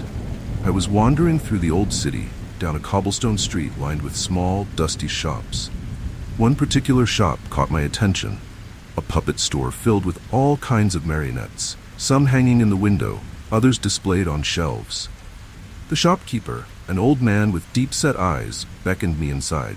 He showed me a marionette that stood out from the others, beautifully crafted, with lifelike wooden features and strings that seemed to shimmer in the dim light. He told me that this marionette was special. It could grant wishes, but warned me to be careful with what I asked for. I wasn't one to believe in such superstitions, but something about the marionette intrigued me. The old man's eyes gleamed as he told me that the marionette had been made by a master puppeteer who disappeared long ago, leaving behind a legend. I hesitated, but the idea of having my wishes granted was tempting. I bought the marionette, thinking it was just an interesting relic of Budapest's rich history. The shopkeeper's final words echoed in my mind as I left. Be careful. Wishes come with a price. That night, I set the marionette on a shelf in my apartment. Its wooden face was expressionless, but its eyes seemed to follow me as I moved around the room. Feeling a little foolish, I decided to test the shopkeeper's claim. I wish for something simple, I whispered. Let me find some extra money tomorrow. The marionette didn't move, but I felt a strange tingle in the air, as if the atmosphere had shifted ever so slightly. I went to bed, half expecting nothing to happen. The next morning, I found an envelope of cash on the sidewalk, right outside my apartment. It was a modest sum, but it was exactly what I had wished for. I couldn't believe it. The marionette's power was real. Excitement and a hint of fear coursed through me. Still skeptical, I made another wish, this time asking for a promotion at work. Within days, I received the news I had been waiting for, a sudden and unexpected promotion. The marionette hadn't moved, but I couldn't deny that it had granted my wish again. But with each wish, I noticed subtle changes in the marionette. Its wooden face seemed to grow more expressive, its eyes darker, and its posture less rigid. I tried to ignore it, chalking it up to my imagination, but I couldn't shake the feeling that the marionette was watching me, waiting. The next wish I made was more ambitious. I wished for wealth and success. The results were immediate. Opportunities began falling into my lap, and money seemed to flow effortlessly into my life. But as my fortunes rose, things in my personal life started to unravel. The marionette, too, had changed. Its once neutral expression now seemed to carry a smirk, and I could swear that its hands had shifted positions, almost as if it was pulling its own strings. I began waking up in the middle of the night to the sound of faint creaking, like the subtle movements of the marionette's wooden joints. The once exhilarating power of getting what I wanted now felt like a looming threat, something I couldn't escape. It wasn't long before I realized that the wishes came at a cost. Each time something good happened, something equally terrible would follow. The day I secured a lucrative deal at work, I received news that a close friend had been in a car accident. As I achieved greater financial success, my relationships deteriorated, and people around me seemed to suffer in ways I couldn't control. It was as if the marionette's wishes were double-edged, granting what I asked for, but taking something precious in return. I stopped making wishes, terrified of the consequences, but the marionette's influence didn't stop. It started moving on its own, its strings lifting as if guided by invisible hands. Every morning, I'd find it in a different position, sometimes sitting on the edge of the shelf, other times standing in the center of the room, its wooden eyes fixed on me. The creaking of its joints became more frequent, almost as if the marionette was pulling my life apart, one string at a time.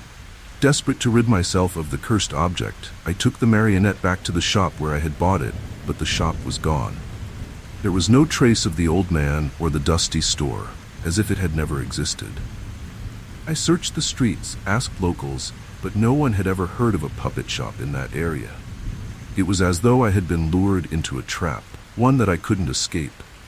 I tried burning the marionette, but the flames wouldn't touch it. I tried breaking it apart, but the wood was unnaturally strong, refusing to crack. No matter what I did, the marionette remained whole, its dark, knowing eyes never leaving me. It was then that I realized the truth. The marionette wasn't just granting my wishes, It was pulling my life's strings, manipulating events, and bending my fate to its will. Now, I'm too afraid to make another wish, but I can feel the marionette's power growing, tightening its grip on my life. It's as if it's waiting for me to make one final request, the wish that will seal my fate. I hear the creaking of its strings every night, and I know that no matter what I do, I am no longer in control. The marionette is, and soon it will make its own wish, one that I may not survive.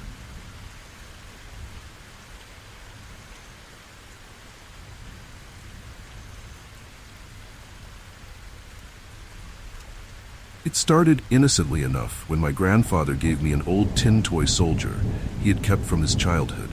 He said it had been passed down through generations of our family, and now it was my turn to take care of it. The toy soldier was vintage, its paint slightly faded but still in good condition. It had a wind-up key on its back, and when you wound it, the soldier would march in place, its mechanical legs moving stiffly up and down. It seemed like a charming relic of a simpler time, so I placed it on a shelf in my room, thinking nothing more of it. That first night, I woke to the sound of faint tapping, like small footsteps echoing down the hallway. I lay in bed for a moment, listening, before brushing it off as the house settling. But as the nights went on, the tapping continued, always soft, always rhythmic, like the steady march of a tiny soldier. I thought it was odd, but again, I didn't make much of it. After all, Washington, D.C. is an old city, and houses like mine make plenty of strange noises. One night, though, I woke to something stranger.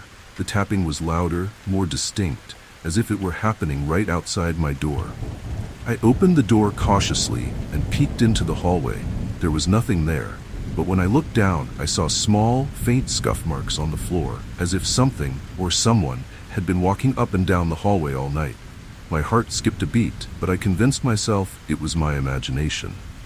Maybe I had dragged something across the floor earlier and forgotten. A few nights later, I was lying in bed when I heard the tapping again. Only this time, it wasn't coming from the hallway. It was coming from my room. I sat up and saw the toy soldier on the shelf, exactly where I had left it. But then I noticed something chilling. Its legs were moving. They were marching in place, just as they would if the toy had been wound up. But I hadn't touched it. I hadn't wounded it at all. The soldier was moving on its own. I jumped out of bed and grabbed the toy, trying to stop its mechanical march, but the legs wouldn't stop. It kept marching in place, even as I held it in my hands. Panicked, I turned it over and looked at the key on its back. It wasn't moving. The toy was marching, but the mechanism wasn't engaged. I quickly shoved the toy back onto the shelf and backed away, heart racing. I didn't sleep much that night, and the sound of tiny footsteps echoed in my mind long after the toy had stopped. Over the next few days, the tapping became more frequent. Every night, I heard the sound of marching, not just in my room, but all through the house. I would wake up to find the toy soldier in different places, sometimes on the floor, sometimes in the hallway, once even in the living room, as though it had been walking on its own. The scuff marks on the floors grew darker, as if the soldier had been patrolling every night while I slept. I asked my grandfather about the toy, hoping for an explanation. He seemed hesitant at first, then told me the story behind it. The toy had belonged to his father, a soldier who had fought in a war long ago. The legend in the family was that the toy soldier had been carved by a comrade who had died in battle, and it was said to carry the spirit of the fallen soldier. My grandfather admitted that, as a child, he had heard the same footsteps I was hearing now, but he had always chalked it up to his imagination. Terrified, I tried to get rid of the toy. I took it to an antique shop, hoping to sell it, but the shopkeeper refused to take it.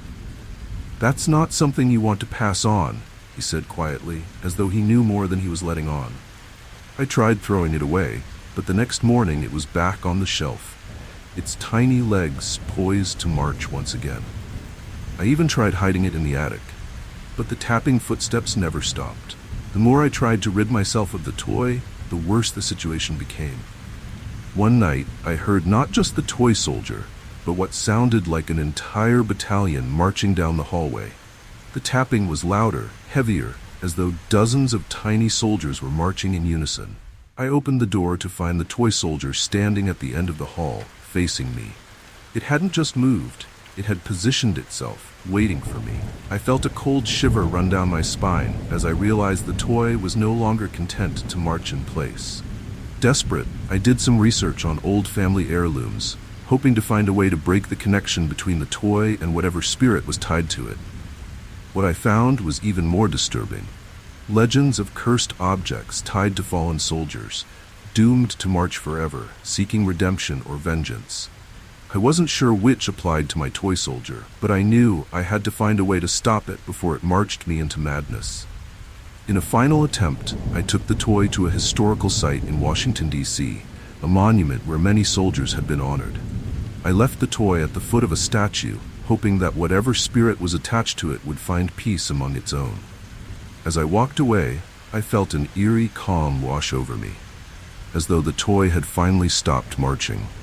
For the first time in weeks, I slept without hearing the relentless tapping, but the relief didn't last long. A few days later, I returned home to find the toy soldier back on my shelf, its tiny legs poised for another march. The scuff marks on the floor were fresh, darker than before, and I knew that no matter what I did, the toy would never stop marching. It was bound to me now, a silent, tireless soldier, forever patrolling, forever moving.